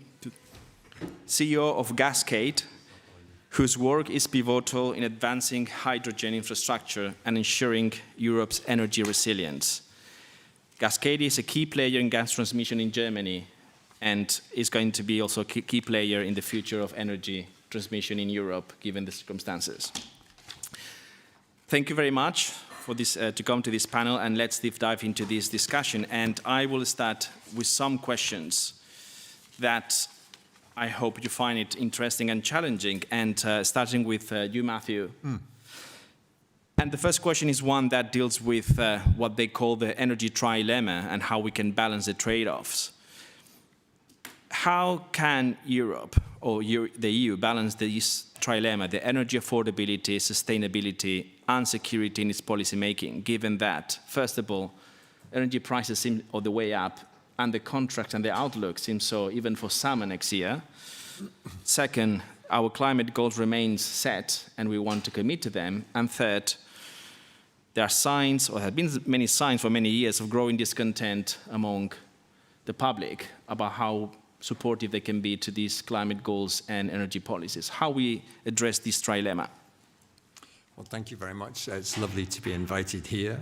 This is a very important event, and lovely to, a bit too close, lovely to listen to my good friend Chris Boresta, who is still, can you hear me still? And outlining the goals of the Polish presidency. We strongly support what they have in mind.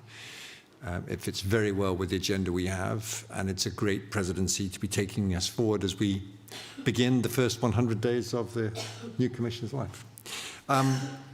It's a great question.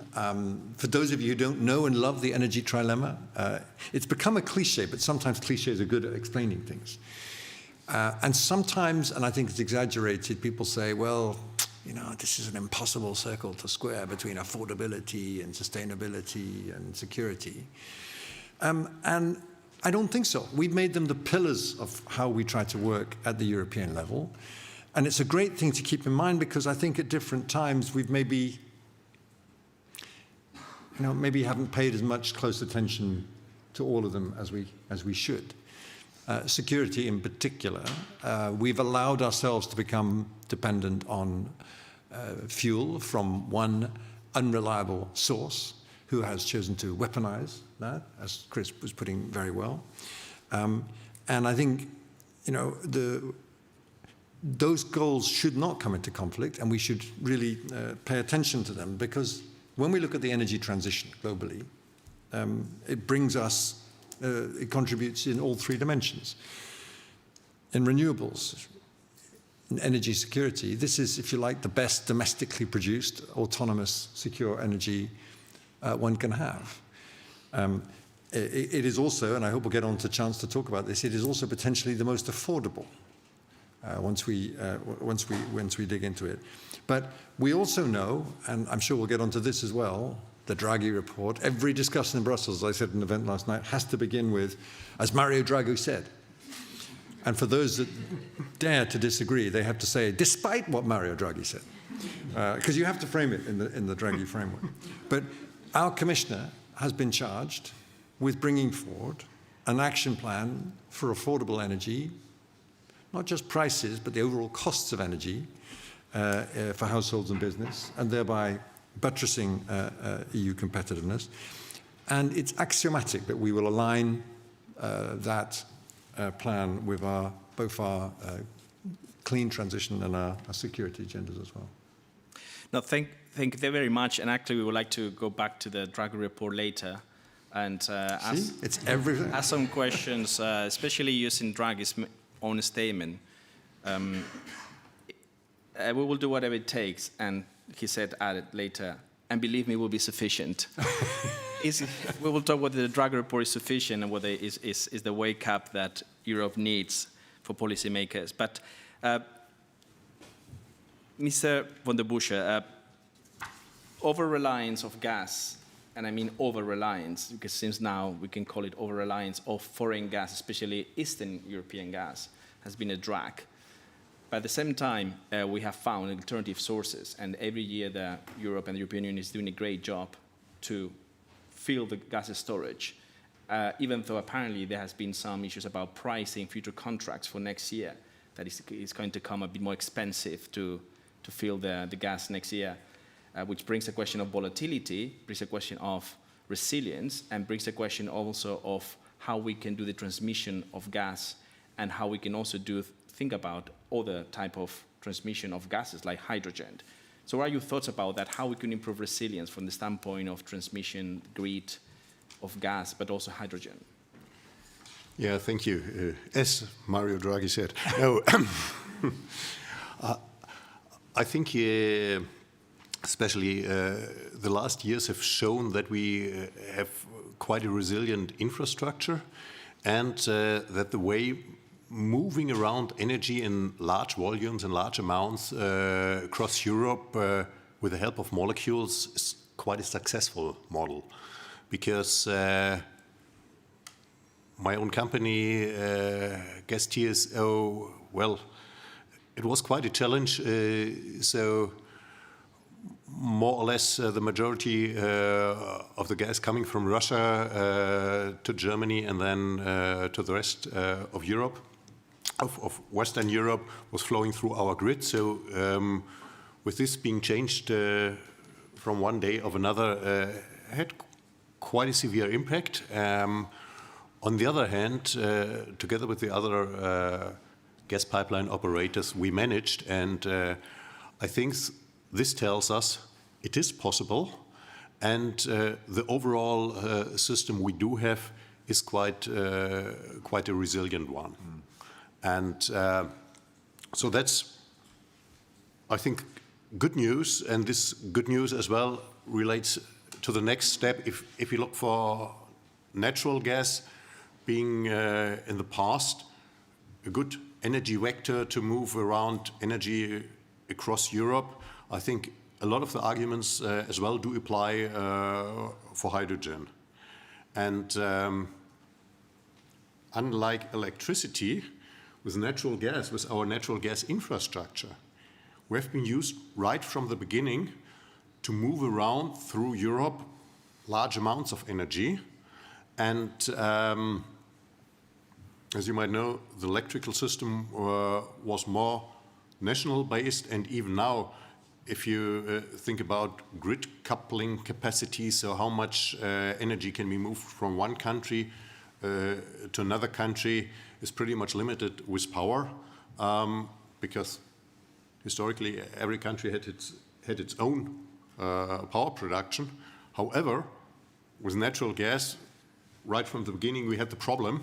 There are only less than a handful of countries which do have gas, and the others need to be supplied. Therefore, I think we already do have a great infrastructure for this purpose. And now the next step is how can we make this available for moving around? Let's call it the better gas, the carbon-free gas, which would be hydrogen.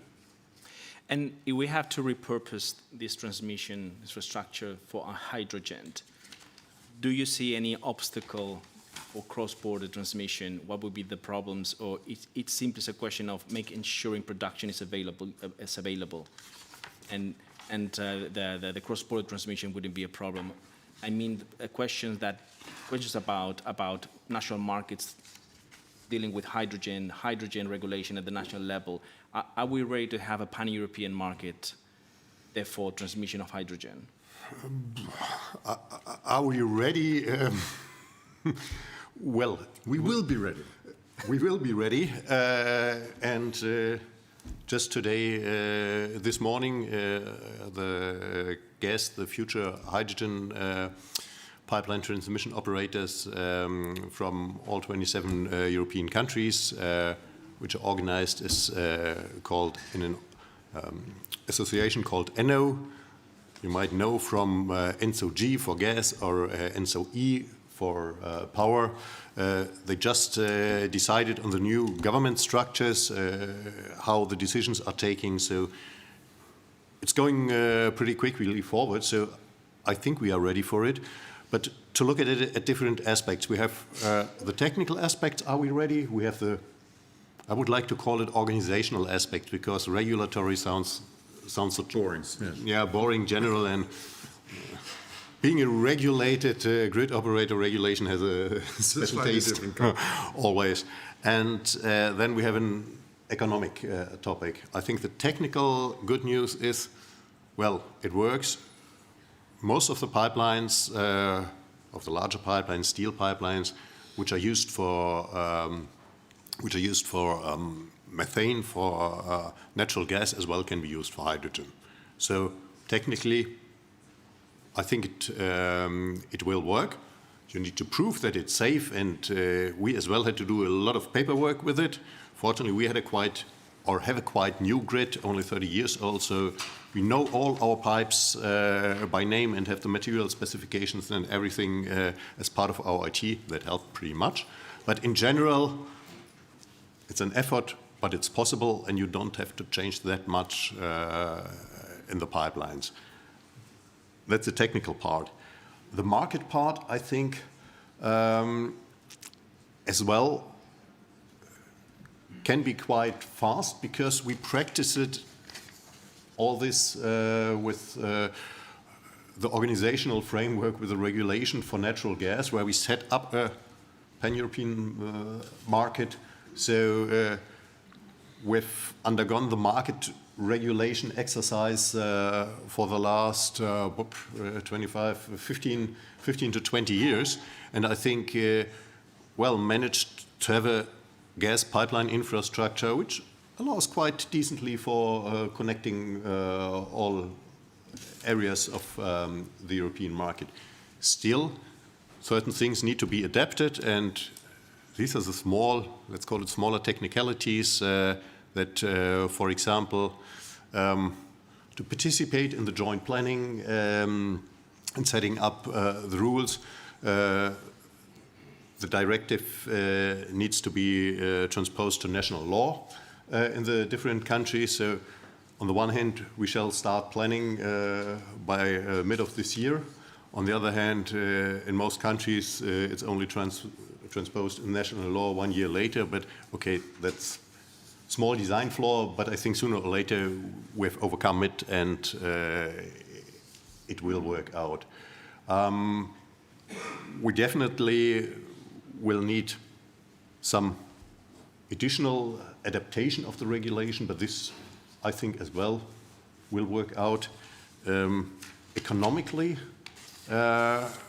well, I think renewable energy might be more expensive than simply digging into the ground and take the fossil energy and leave the carbon dioxide in the air.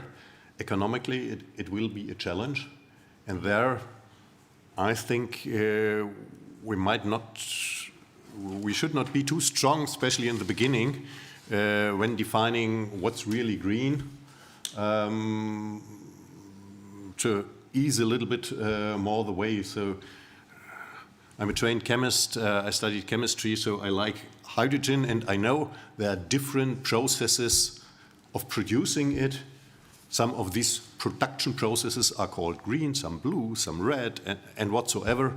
But there I think, well, let's start with hydrogen and just think about if we would have started electric cars with the concept, oh, you only should drive an electric car if you produce at the same time additional renewable power. And so I'm not so sure whether we already would have electric cars in the market now.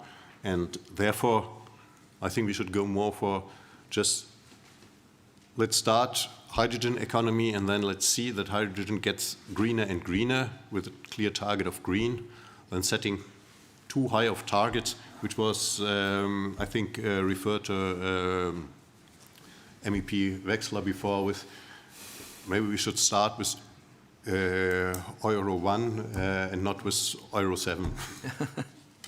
So Matthew, hydrogen could help to improve the energy mix, diversify the energy mix arguably, and therefore the security and reliability of the energy mix. But what we want is also a competitive energy mix. So competitiveness is important, and competitiveness often means simply energy prices. So what is the outlook, but also what are the lessons, and what can we extract from the Draghi report, but also from lessons all around from countries with low energy prices for competitiveness in Europe, and bring back this idea that Europe, in order to be competitive, needs to have competitive prices, starting with energy. Well, first, just to say quickly, I'm very interested in what Christoph had to say. Hydrogen is part of the solution. I think we shouldn't pretend, and I'm not saying you did, it's a magic solution to solve all the issues at all. It helps with the hard-to-abate sectors, but speaking very frankly, we don't have, particularly in respect of green hydrogen, if we're colouring our hydrogen, we don't yet have a market. And that's exactly what we're trying to achieve inside DG ENER with our hydrogen pilot project under the aggregate EU demand aggregation system, to sort of see if we can increase transparency for the demand and the supply side, get the market going. We will need hydrogen to make a contribution to the overall transition. But on your question on energy prices, and back to Draghi, all roads lead back to Draghi. I looked up, because I knew you were going to ask me this type of question, our industrial retail power and our gas prices are 158% and 345%, respectively, higher than those in the US in 2023. It's a short-term issue and it's a long-term issue. The short-term issue we've suffered painfully in the last few years as Russia has weaponized our energy prices. Just to give you another illustration, our gas prices rose from roughly 20 euros per megawatt hour in terms of TTF index to more than 300 euros per megawatt hour at the height of the crisis. And they're now down to about 46, 47, I haven't checked this today.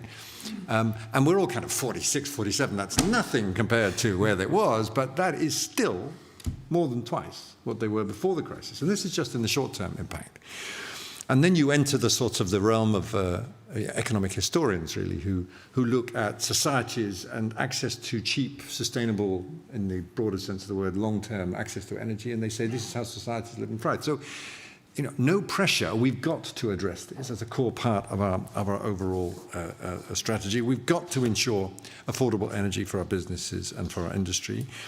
The good news is that we can do so by, again, rolling forward our competitive clean energy, ensuring its integration within the grid.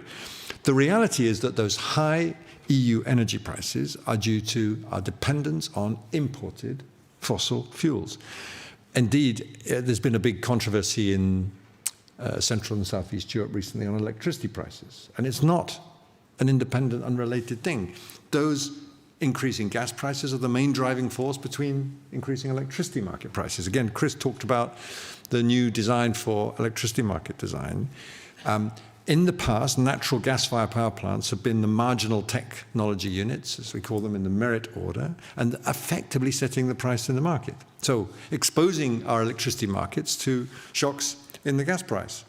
So we break away from that, and we have structures to do so with two-way contracts for difference and so on in terms of electricity market design, and we start to get in a healthy position. We're now starting to generate more and more of our electricity from renewable sources. And just to give you an example, you don't have to look outside the EU to see how you can reduce your energy prices. In 2023, Sweden's spot electricity market prices, even though we have this fantastic single market around which the electrons can zoom, they were notably lower than those in Italy. And again, you can look at those and you can derive it directly from the distinctively different power mixes of the two countries driving these differences. So, food for thought, perhaps. Prices is one of the three legs of the trilemma. Another one is sustainability, or at least our climate goals. Quite often, hydrogen is presented as the ultimate solution for the hard-to-abate sectors, the industrial sectors Steel in Europe. Yeah. How does it see that playing out? Because quite often, when we discuss climate economics or climate abatement in the long run, there is the frontier of the hard-to-abate sectors. That's why we are being now flexible with gas in the taxonomy, but hydrogen seems to be maybe one of the solutions at the end of the road. How do you see that? Well, as you mentioned, hydrogen is one part of the solution. Definitely hydrogen doesn't do the trick alone. On the other hand, I think the size of the challenge is big enough that everyone can contribute. Yes. So we are happy from the infrastructure side. If we can help solving the hard-to-abate sector, okay, great. So if we solve all the problems of the world, even better. But I think the first step as well would be fine. I think hydrogen can and will be a solution because it's quite efficient moving energy, renewable energy around in the form of hydrogen. If you're talking about long distances, large amounts, it's even cheaper than moving around electrons. You can store it better. On the other hand, if you need electrons to make hydrogen out of it, the hydrogen has to be more expensive than the electrons. Therefore, I think it's important in the future to think of an energy line system where you don't differentiate that much between where should I move electrons, where should I move molecules, but leaves this more to the engineers really optimizing technologically the system. And a very good example for this for me is if you look to the North Sea, harvesting the renewable energy from the North Sea, I think makes perfect sense because it's close. It's close to Europe. It's European energy sources, so you don't need to import it as we do here from renewable energy-rich countries like Oman is a lot talked about with hydrogen, with Qatar, Saudi Arabia. I think all countries. Certain part in the energy mix is okay, but I'm not so sure whether we really want to become completely dependent on one single of this country. And harvesting our European resources definitely makes a lot of sense, and therefore I think when starting to plan for the European North Sea offshore infrastructure, how to connect all the wind energy and collect the wind energy and connect the wind turbines. There, I think, for example, right from the beginning, we should start planning not only the power cables, but thinking it as an integrated system where we do have pipelines and cable together, and where I know it will be a challenge with the different organizations like NSOE and NOH to set up joint agreements on how to optimize the systems best. But here I think, especially with maybe some help and some guidance from the Commission, who can bring all the players together, we really can undertake a joint effort to plan an energy infrastructure where it's more to the technical people, whether it's in the specific case better to have a pipeline or to have a cable. I want to switch to another topic that is part of the definition of the panel, which is new dependencies and dependencies that we're facing as we change the energy mix into a more renewable-looking mix. So what are your thoughts? And that's a question to both of us. And is this something that we need to think, how we can think strategically? What are the risks, the issues, and issues that will come back to us maybe in a year's time? We know that with the Russian gas, we know that now we are revisiting retrospectively what has meant for Europe, betting on Russian gas. What could be the new risk arising of new dependencies going forward that we could be regretting in 20 or 10, 15 years' time? You go first. So, one risk definitely is a source of energy. So, if you now look, where does all the LNG, I only know the numbers for Germany, where does the German LNG, or the LNG being moved to Germany, it's not German LNG, come from? You have special countries, and I don't know whether the single sourcing concept is really a good idea. So this would be having a broad portfolio of sources for energy and not relying completely on one source, because I'm convinced with renewable energy we will have to have energy imports to Europe. But then again, thinking about technology, talking about pipelines and hydrogen and technology, by the way, we should stay up to date, as Draghi mentioned in his report.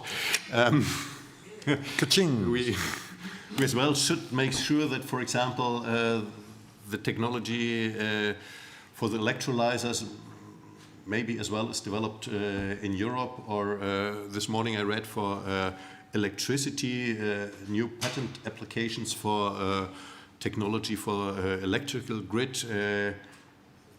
Until 2022, there were a lot of European countries on top. I think it changed that China in 2023 became the top inventor. And there, I think as well, when supporting new schemes, we could and should have an eye on where it's developed and not trying to support with our supporting schemes from the EU the development of new technology on other continents. Mm. No, I agree very much, Christoph. Just quickly, import dependency on anything is more of a risk than when you can develop it autonomously, domestically. I mean, I think that's a simple point. It leads me to remind ourselves that the best energy we use is the energy we don't use, energy efficiency. And you'll hear when we start to talk about the affordability issue in terms of, everyone says energy prices, it's actually energy costs. Christoph knows far more than I do about the overall cost of the system in terms of the gas bill you get at the end of the month. But it's also the case that if you want to reduce your cost of energy, you use less of it. And we saw that in terms of our demand reduction schemes in the middle of the crisis. It was by companies, by individuals using less energy, we managed to find our way out of the crisis. I don't want to deny there was also a lot of demand destruction in the sense of industries going through a terrible pounding time and dealing with that. But there is that element that we need to always bear in mind in terms of the impacts of energy efficiency.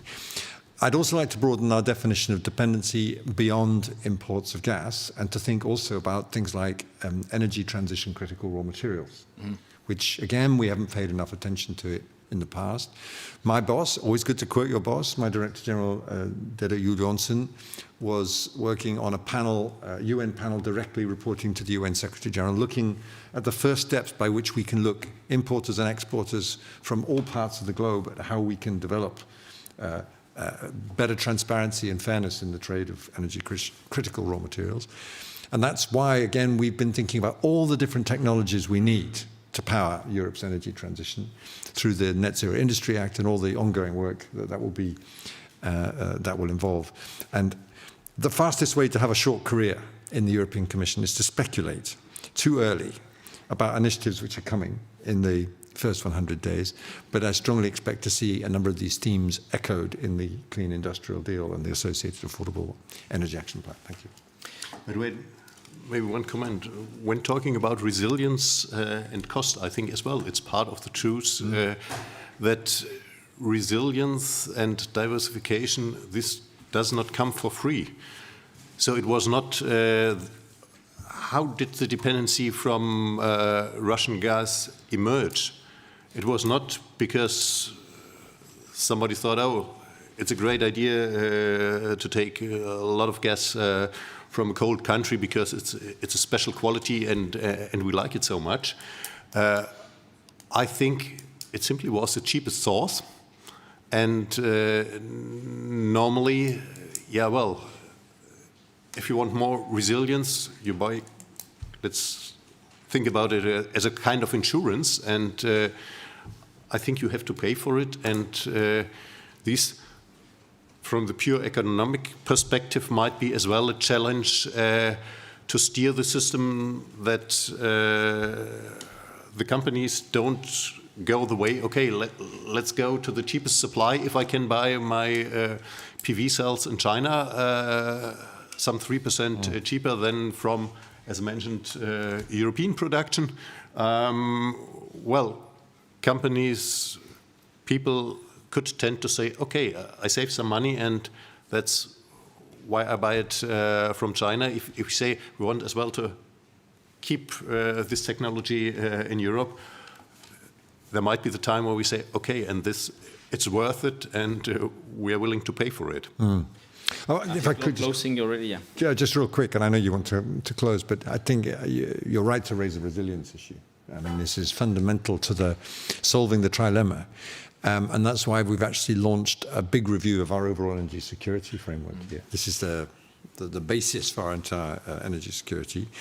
Because our system, as we now know, as we move through the green transition, has got to be able to handle massively increased electrification, twice the electrification by 2040. It's got to be digital. It's got to be system integrating.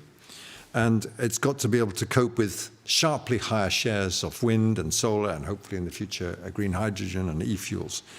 This is part of how we ensure an orderly and affordable phase out from fossil fuels. But as we dug into this energy security of supply review, it was also clear that it's much broader than it would have been if we discussed it 10 years ago. It's got to take into account the geopolitical context. We've got to find ways of strengthening our critical infrastructures, including the climate adaptation of energy assets, but also more mundanely, how do we safeguard our infrastructure and the people who are working in the North Sea on the infrastructure. We've just completed the public consultation, which has been very rich. We're now studying the replies. It's what we're doing over Christmas. And this will inform a fitness check report, which will come forward in the spring. So watch this space. Even more exciting things coming from the European Commission. Whoa. We look forward to that. We are already almost at the end. I don't know whether we have a chance for any questions. Well, maybe one question very quick. Please, if anyone wants to raise a question, state your name, affiliation, and short and nice question. That would be fantastic. Short and nasty is fine too. Short and nasty, even better, yes. No comment. There's your answer. Thank you.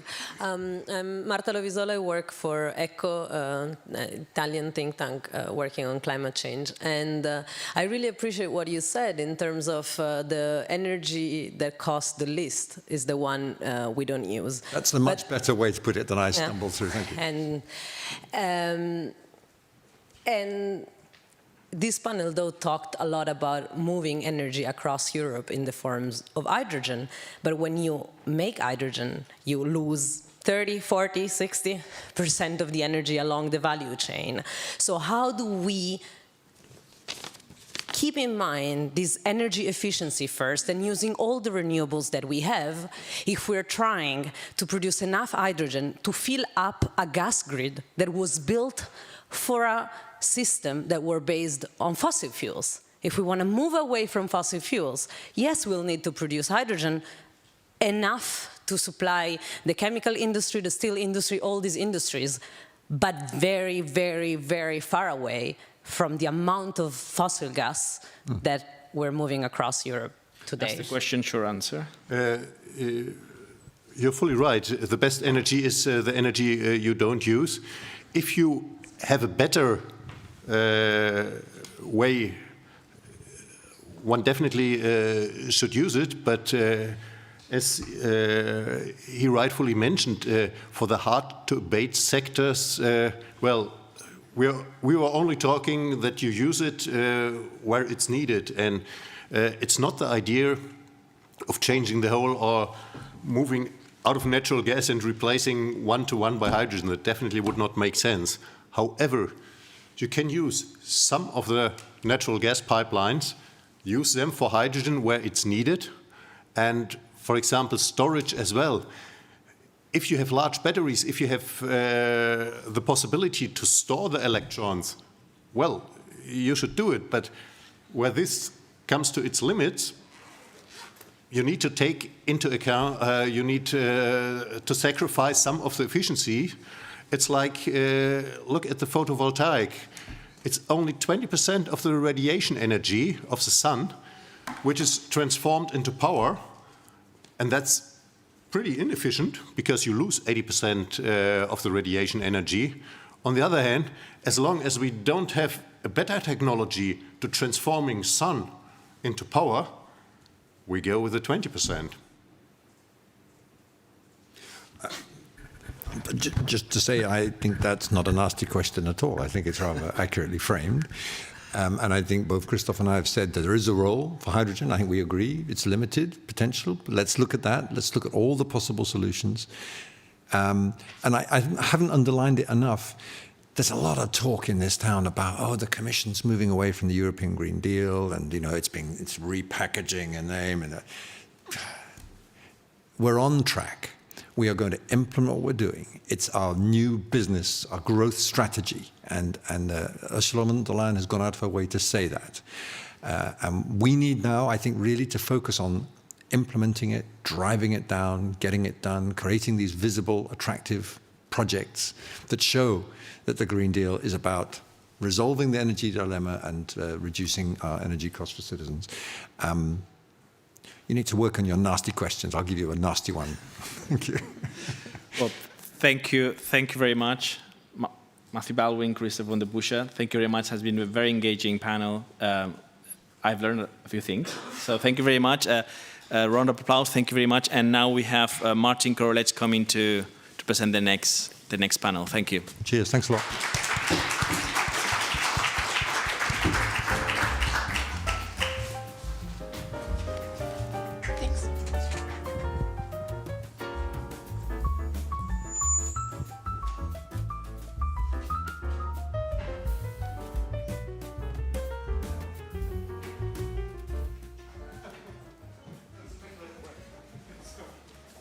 So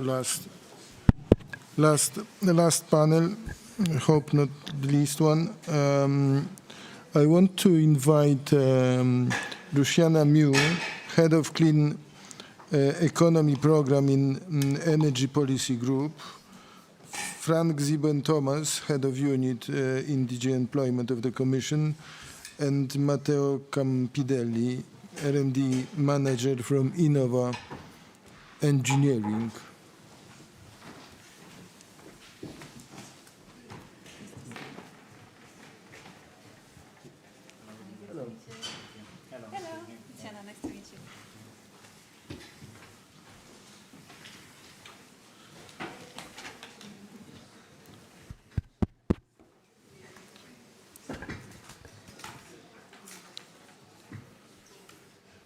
I wanted to start with you, Frank, because those days, I think all eyes are on European Commission. We had number of times a number of different facets, industrial policy, Accelerator Act. I don't remember all those new words floating around. We heard that the direction of travel is not changed, and climate neutrality is our growth strategy. But I think it is important also to understand what is itinerary to that goal, because I guess that will be somehow different now than that was before. So I know that it is only the, I don't know, 8th day of the new commission, or I mean maybe 10th, or I don't know, some few days. You have your new bosses, etc. But could you share with us what you can share with us in that area? Which one is it here? It's on. No, it's okay, working. you can. Good evening. Thank you very much. Thank you for the invitation. Thank you for the question. I also don't remember all the terms, and I'm not an energy specialist. I'm with DG, Director General for Employment and Social Affairs, and a unit dealing with just transition aspects in particular. And I took well note of the recommendation of my colleague just on this panel, saying one shouldn't speculate on the first 100 days. But okay, I can give you maybe a bit of feedback from our angle. Colleagues before, also a colleague of DG Grow, pointed to the need for what he called a coherent strategy, predictability, joint actions, policy support in the respective areas on industrial policy, also on energy policy. I think this also applies in the area of employment social policy support to the transition. So here again, coherence, predictability is key, and I would like to I like to report back to the latest data we have. They're a bit outdated. They're from 22, autumn 22, when we held a survey, a first survey on fairness perceptions of people in the transition. It was after the start of the energy price crisis, after the hike actually of the energy prices at the time. And this survey showed quite large support for a just transition, for a transition. It showed that people saw a personal responsibility to act. They saw even, let's say, opportunities to reduce their consumption. But they also voiced some concerns, and there were three main concerns. The first concern was about energy costs. Are we able to cover those? And what I'm saying now probably applies to people, to workers, to households as much as to companies. I think the challenges are largely the same. The second concern related to, do I have the right skills to be part of this, to be an actor in this transition, to change? I probably know I have to. We heard we have to refer to also the Draghi report here. He makes a strong point on disruptions. We know that there will be disruptions. We know that there are many opportunities, but we know they will only hold if we accompany people in this transition through active policies. And that's probably part of the challenge, and that's probably where the adjustments are. The adjustments are not in the direction of travel, but they're probably in the way we want to support people, or in the adjustments. So, and here, roughly half of Europeans said that we're not sure to have the right skills. While at the same time, more than half of European companies say skill shortages, labor shortages are an effective brake or an obstacle to our investments, to investments in transition and to our growth. So here we are in the strange situation that we have a labor market with record levels coming out quite solidly out of historical crises before, with very high employment levels.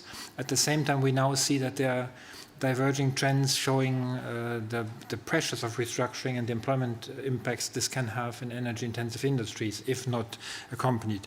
And the third concern was, we asked people how confident they were that by 2050 our targets could be achieved, and the targets of having affordable goods and services, sustainable goods and services in place could be achieved, and the majority was not confident already back in 2022, and this number probably has declined since. So we also have to react to this.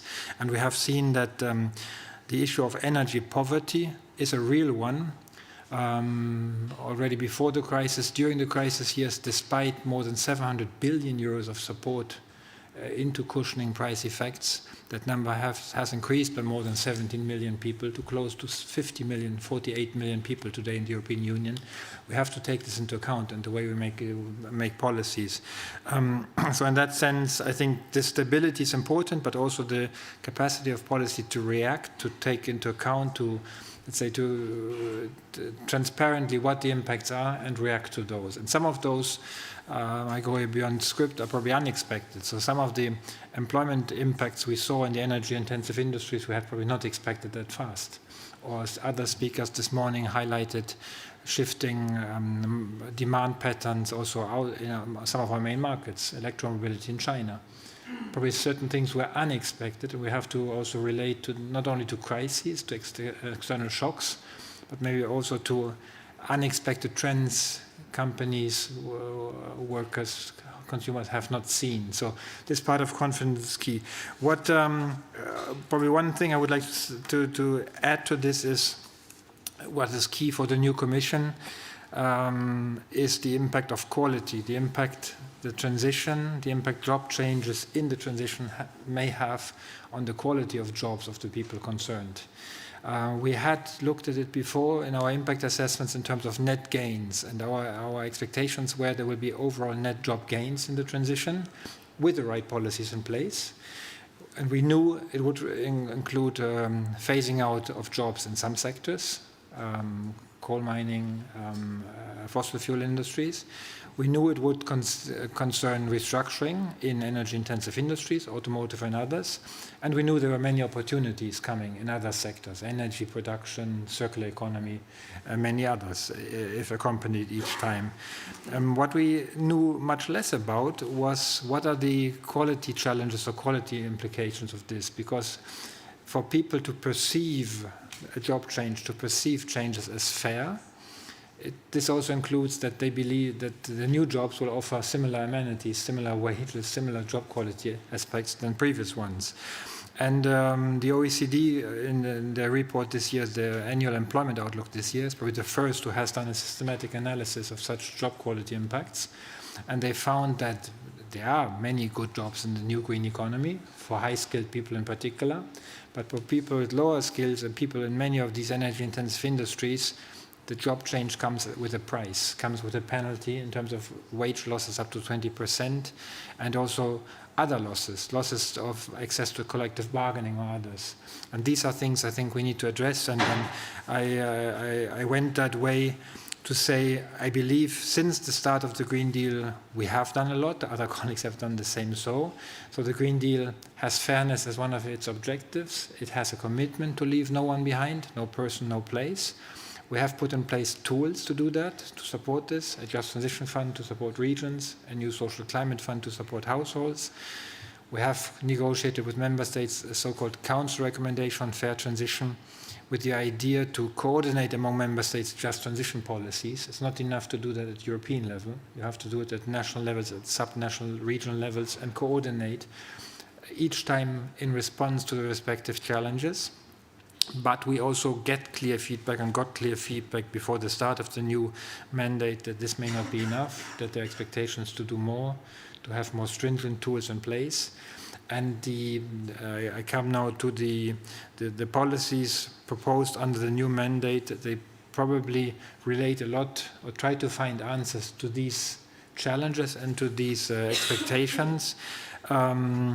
The Clean Industrial Deal was already mentioned, and the various tools that come with them. On the employment side, what is in the policy papers is first and foremost measures to strengthen skills, reskilling, upskilling, skill development to empower workers in the transition, in particular with an initiative, a so-called Union for Skills, which wants to facilitate skill portability of technical and let's say soft skills, strategy for vocational education training, to increase STEM science and technological, engineering, mathematics professions, and many other initiatives, including also relating to digital skills and basic skills. That's an important one. The second big initiative is what's called a so-called quality jobs roadmap, which is quite comprehensive and on which the Commission will consult first social partners next year to see what are the needs to improve fairness in terms of wages, in terms of working conditions. Climate change also has an impact on working conditions of people working outside. Heat stress has an impact on productivity. These are issues there may be new risks to health and safety of workers. And it's also about fair transitions, how to promote fair transitions in this context. The Commission will, on top of that, the affordable housing plan was already mentioned, or affordable energy plan, but also adopt the first ever EU anti-poverty strategy, and that will have to address energy poverty and transport poverty in particular. And I probably leave it at mentioning two last initiatives. The Commission, the Compass, there's a lot of talk these days about the Competitiveness Compass. We have also a Compass in the social policy field. It's called European Pillar of Social Rights. It was endorsed by all actors back in 2017 and had an action plan with more than 70 initiatives the Commission implemented under the last mandate. So the Commission will set up a new action plan. And without going into detail what this could entail, but a lot of initiatives mentioned could fall into this. And I think this action plan will have to be an expression of mainstreaming policies, mainstreaming employment social policies into energy and climate and environmental policies and vice versa. That's a lot what I think is at stake in the Commission and industrial policy. So to find, let's say, these initiatives which cater for both, which cater for affordability, for fairness in the transition as much as they do for competitiveness and others.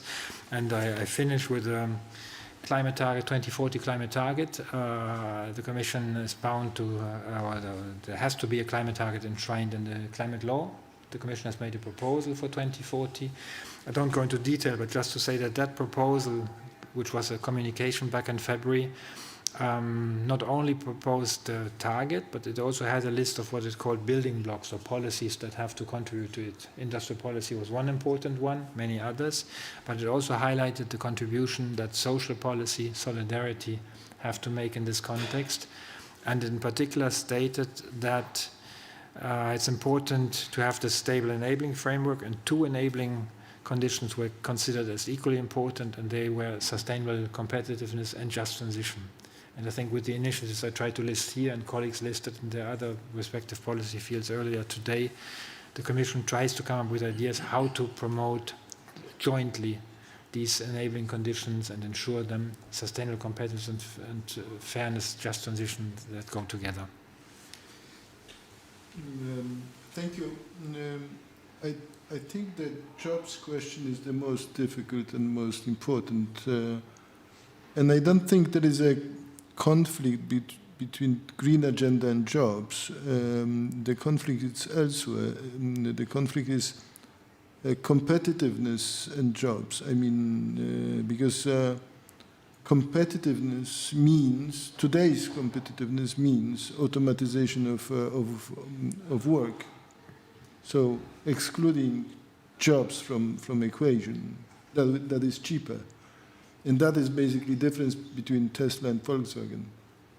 And this is also the difference between price of Tesla and Volkswagen, because there are unions and there are robots. And I think we need to find a way how to save European social model and European good quality jobs, as you are saying, but outside, parallel to the green transition. I mean, not necessarily in, because the competitiveness means automatization if we want to fight with Chinese and US.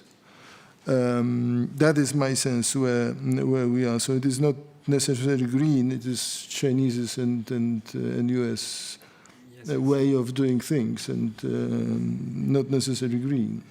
It's a complex question. I think we would like to argue that the European social model can be part, or it has to be part of a competitive strategy, a growth strategy.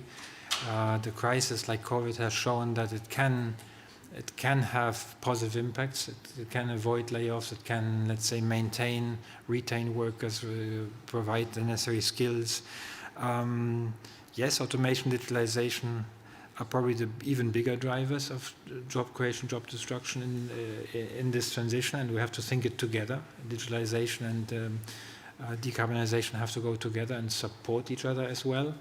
But I think here again the judge is out when it comes to final employment impact. So there are tasks to be automated, but it's not straightforward that more digitalization or more automation always leads to job losses directly, but often promotes, what we aim at is complementarity, use tools, use AI, use digital tools to enable people to do better work, to do safer work, to be more productive at work,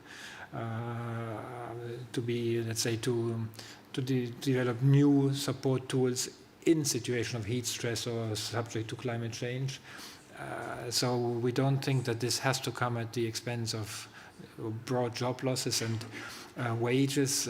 Labor costs are part of competitiveness, but not the only factor. So in a high road strategy where Europe can find its place and hopefully is leading also new green technologies going forward, we deeply believe that this can be accommodated, and the European social model is one of its productive factors and competitive factors, and not one of its problems. Thank you.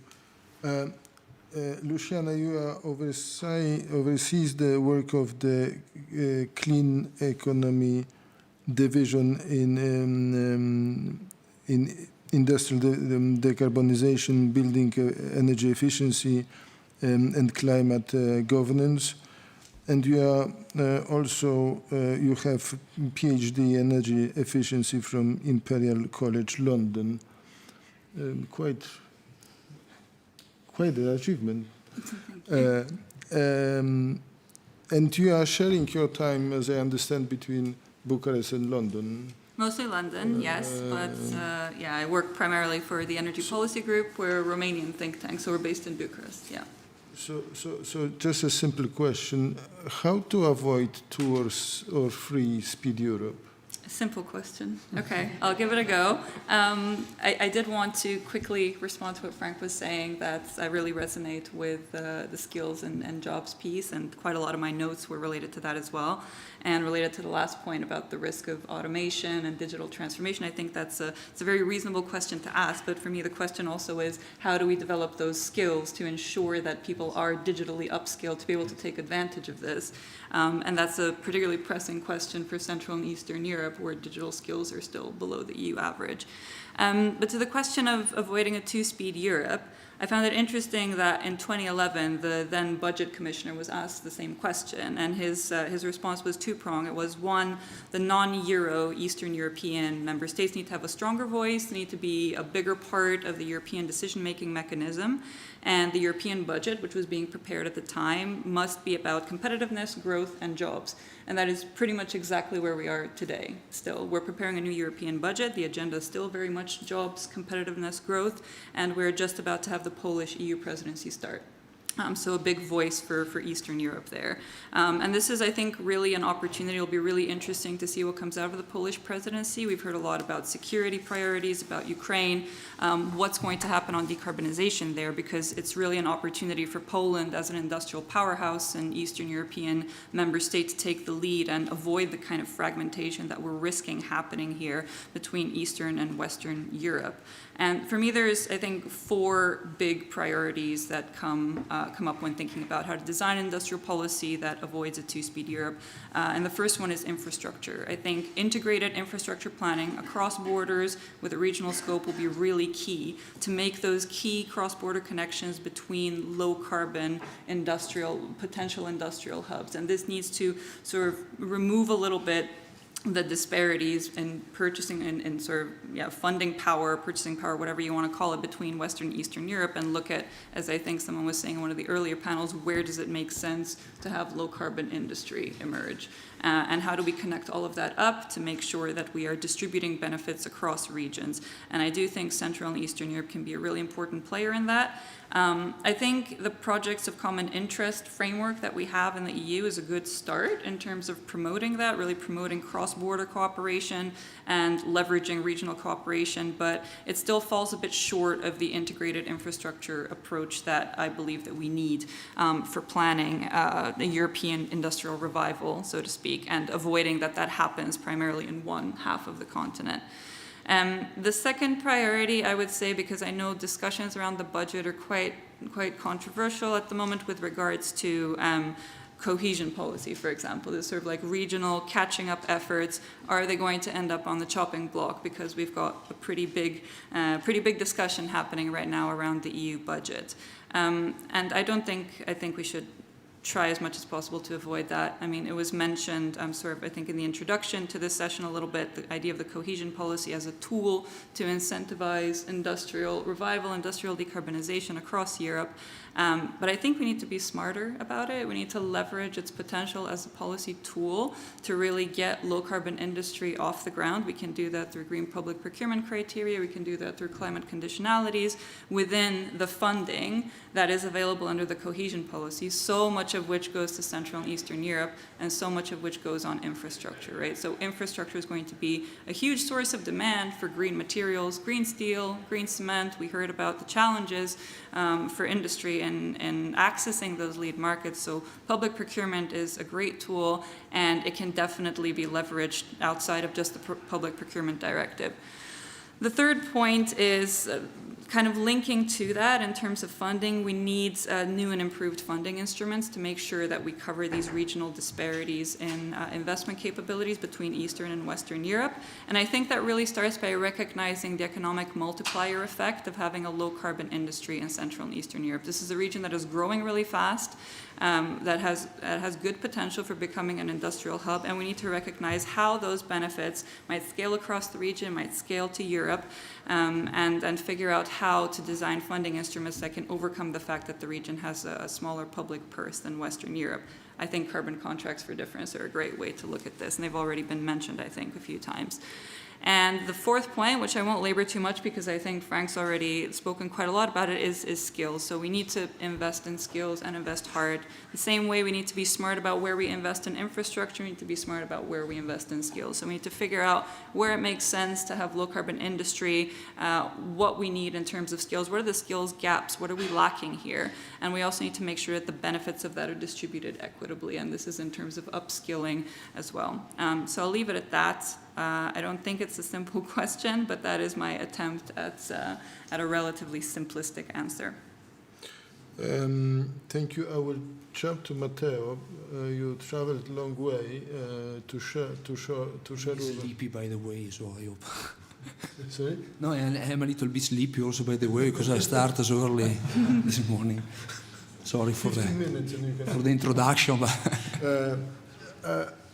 I think you are probably the most important person here in this whole meeting. Important, maybe different. In a sense, that all of us are talkers and you are doers. So from that point of view, guys like you will deliver.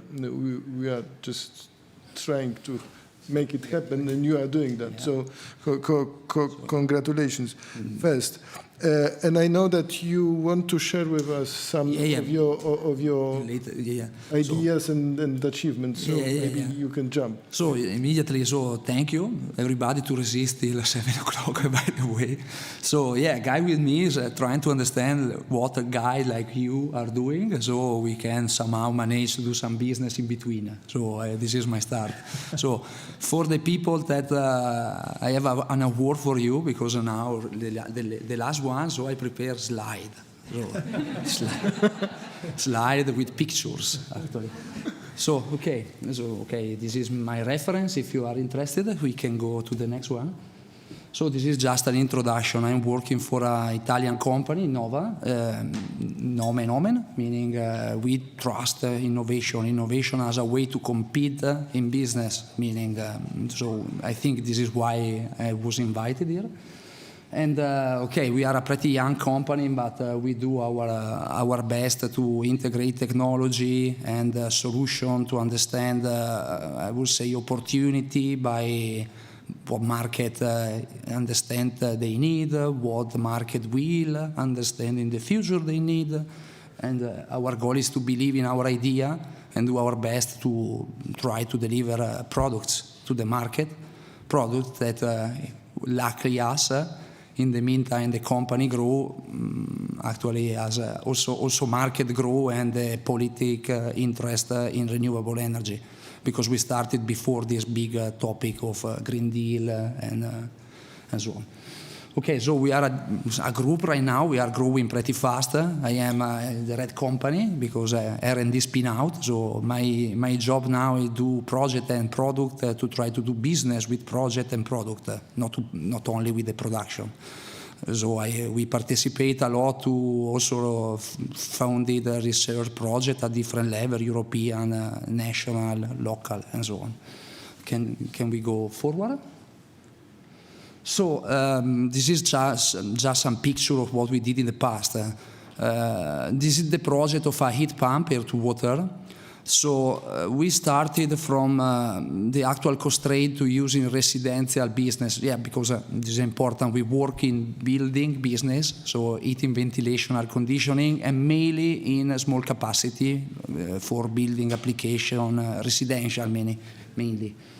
So at that level, what we understand some years ago is that it's really difficult to integrate what is a state-of-the-art heat pump that is derived from air conditioner.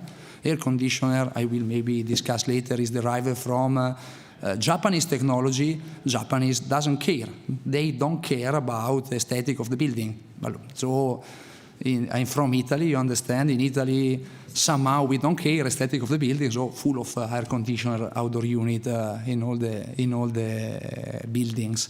So integrating design, technology, working a lot, we actually have this product that is starting on the market. Somehow it is a niche. We are working in cost reduction to be possible to compete with also lower level heat pump.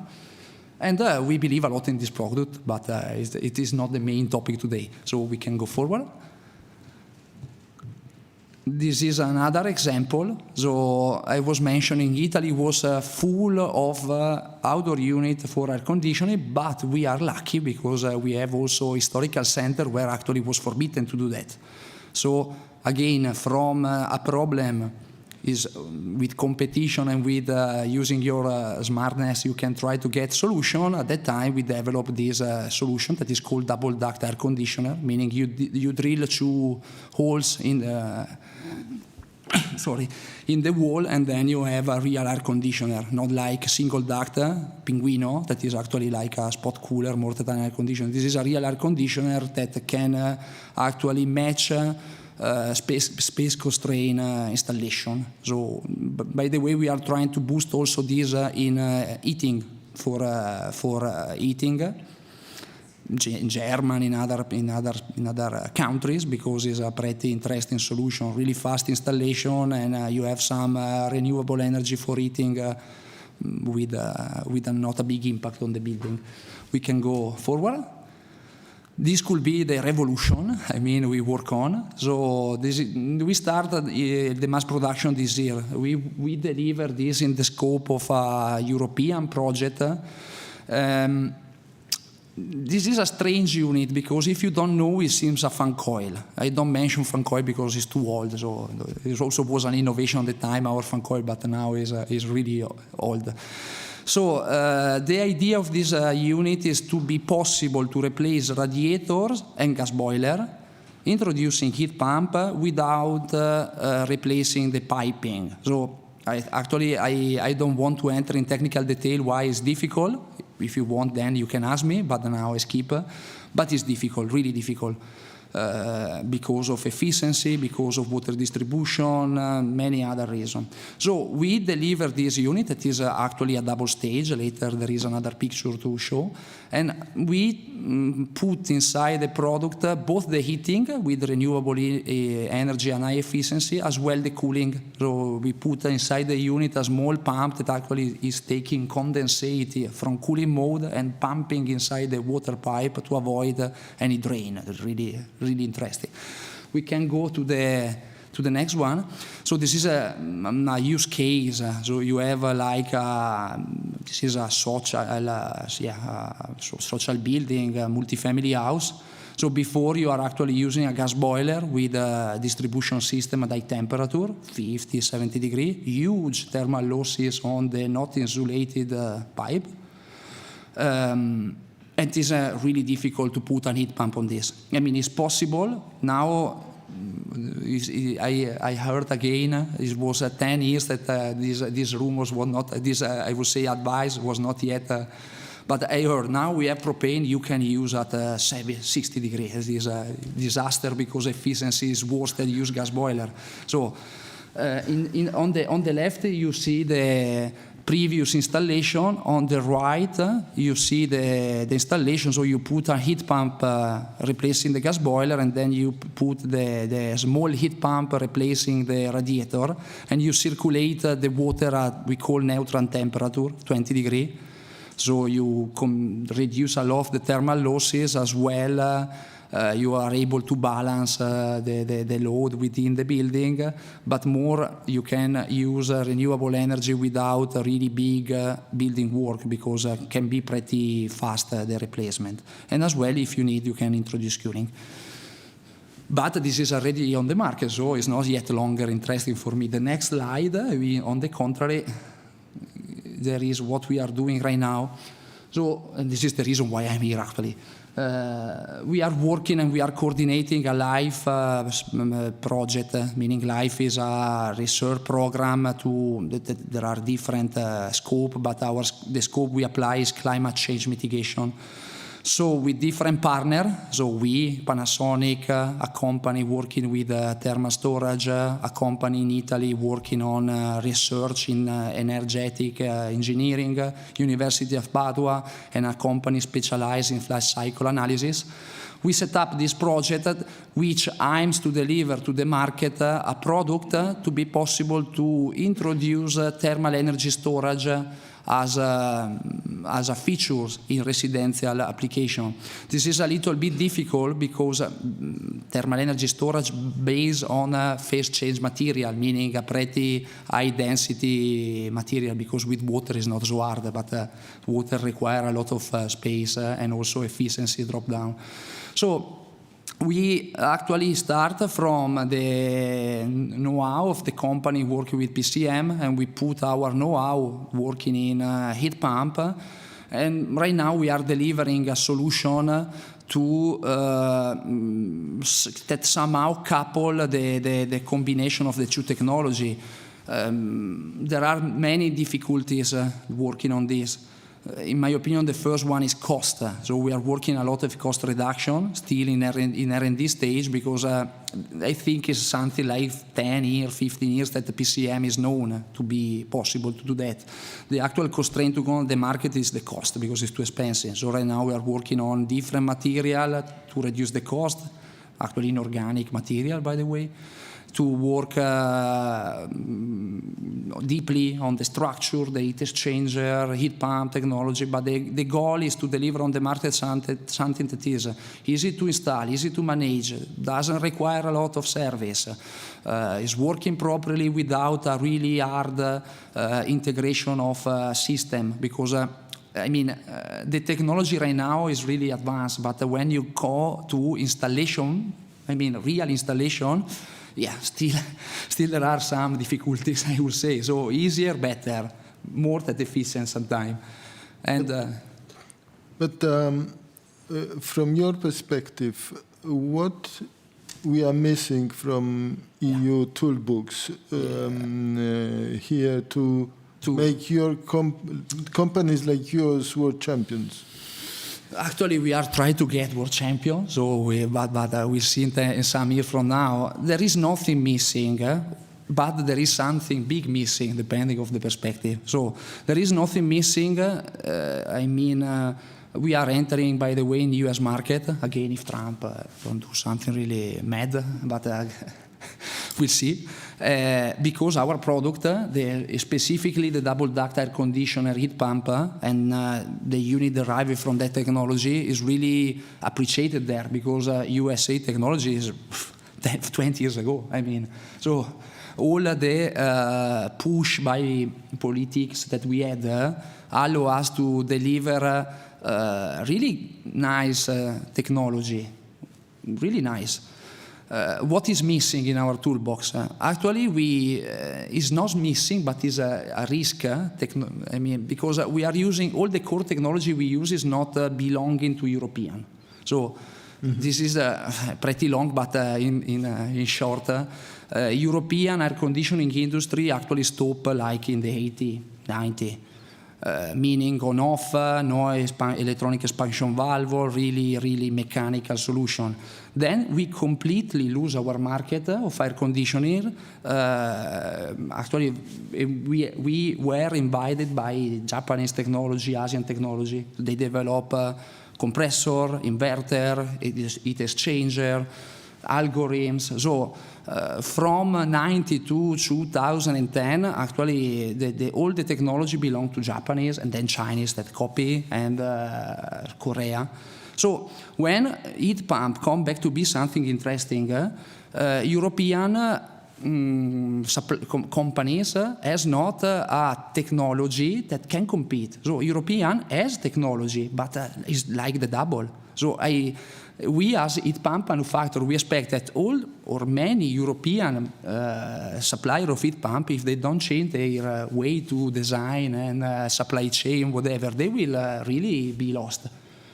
Now, and this is what we are not missing that, but this is a pretty big risk because when you depend completely from somebody for something really important, your business is at risk. So we need to copy Chinese. We are doing. By the way, this is I think if you are smart, when you see something working and is cheap, you copy. Why you need to do something different only because? So they did that to us with solar panels. Yeah. So we can do that to them with heat pumps. In my opinion, the added value for future is not the heat pump itself. The technology or better for the time being. Then when energy labeling will change, we will see who will win the competition of efficiency. But today, with the actual energy label, is not the heat pump itself the real value add. It is more integration of functionality, analysis, the ability of a heat pump supplier to regulate properly the plant, like underflow radiant, fan coil, radiator, whatever. This is where actually the value is. The point is that the market, I don't know if they think like that, because the market still is really concerned about price. So, if you are actually spending your money, you care the world, the climate change, whatever you want, but a gas boiler, it could be pretty low in cost. And not only the generator, the wall installation, as we mentioned. You have radiator at your home. You need to replace everything. You think not twice, maybe 3 times before do it. And if you have not the proper support, I would say, what you discussed before, then maybe you don't do at all. Thank you, Matteo. I think we need to finish. I'm looking if there are no questions. Thanks God, not big number. So I have run to the airport, and I know that some as well. So thank you very much for this short conversation. Oh, sorry. Yeah. Just one comment, probably because colleagues earlier mentioned today the Social Climate Fund and how people would react to the increasing costs. I want to make a plea here for the Social Climate Fund and, let's say, technological solutions you show are also interesting in this context because they give ideas and show to member states what can be done and what can be implemented for vulnerable households, for vulnerable micro-enterprises, to give them also cheaper energy as we go along. And one of the most interesting or innovative features of the Social Climate Fund is you cannot just give income support to someone alone. This is not the purpose of the fund, but it's recognized that the putting in place new solutions takes some time, upfront investment costs and others. And the fund combines structural investment measures which have a lasting impact with income support or some kind of support throughout the transition. So I think I wanted to make this point, and for Poland, for example, it may concern 7 million people who are in energy poverty, where ETS2 could lead to a price increase of up to 7% of their income. So that's massive, and it needs to be addressed. We have this challenge with people who heat houses with hard coal, yes. And that is a massive problem. But I know that in Romania there is another challenge. You said before the session. A challenge, but maybe also an opportunity, because there are hidden households that aren't covered by the Social Climate Fund because they don't use natural gas, they don't use coal, they use biomass, and that isn't covered by the ETS2. So you don't have measures to invest in replacing a wood stove in a rural household, and there's plenty of that. About half of Romania's population is rural. About 2/3 of them use woody biomass in stoves. So we need to think outside of the Social Climate Plan as well, outside of these sort of targeted households, because it won't solve energy poverty on its own. So it's an opportunity to also look at leapfrogging these households from where they are now, because they're aspiring to go to natural gas. Right? Like that is for them the aspiration, because you have like better reliability of supply, like fewer health issues. So we can leapfrog them to something like heat pumps, for example. But we need to recognize that the Social Climate Plan isn't just a single tool in itself. It is something that can push the momentum forward for a broader transition for heating and transport as well. Yeah, if I just a note, if I mention in this context, because this project theoretically is designed also to go in this direction, to try to use as much as possible the energy you have there. Meaning, so the name is a zero emission building for this reason, to try to use photovoltaic to generate thermal energy and store it. So, sorry. Thank you very much, and I know you want to summarize? Yeah, very short version. Thank you very much, Marcin. Thank you very much to the entire panel. We come to the closing part of... Many thanks. I learned a lot about new heat pumps from Italy. So if I might want to make an investment, I have your contact details. Yeah, exactly. So we come to the end of a very intense day with a lot of panels, with a lot of food for thought. Of course, we started this all off with Draghi, and I promise I will not end it with Draghi. And I will not try to summarize everything that we have discussed, because it's impossible. Plus, we don't really have time for that. So I would like to break it down to 3 buzzwords that I would like to emphasize. The first one is we need European solutions. We need to seize the internal market. We've heard that. We need an industrial policy for Europe. We need one industrial policy for Europe, not 27, which are not coordinated. And we need a true energy union, which has not been delivered so far. If we want that, so European solutions, we need to think about priorities. We should not get lost in the details, as we often have the tendency to, because this is contradicting a European solution at the end. Which brings me to the second point, speed. And here I think we have heard some very promising comments. Starting off with Mercosur, of course, everybody was surprised by the speed of that happening, and let's see if it gets implemented. But we also heard that, you know, there's this omnibus legislation to cut red tape. We heard from Christoph von den Busche that a new hydrogen regulator has convened his first meeting today, so this is also happening. So, and some, I think Sylvie said that at the very beginning, some are even, you know, some panelists, including myself, are actually surprised here and there by the speed that we witness now. And the last buzzword is pragmatism. I mean, the easiest, the most interesting quote on this is we probably need to copy the Chinese to a certain extent. That was an interesting one. But pragmatism also means, and I think Andrea Wechsler said that, not jumping directly from Euronorm 1 to Euronorm 7, and in terms of hydrogen, not get lost in color coding too much, not to discuss whether we need hydrogen or electrification. We will need both. There is no silver bullet, but there are use cases definitely for both. We talked a lot about affordability. We then deep dived into security on the panel, and also in the discussion with the Polish Secretary of State, into hydrogen in particular, and on the last panel, into the social dimension. And we talked here about jobs, another locational factor, you know, employees. We talked a lot about energy. Another important one is labor. We talked about the principle of leaving no one behind, which is difficult.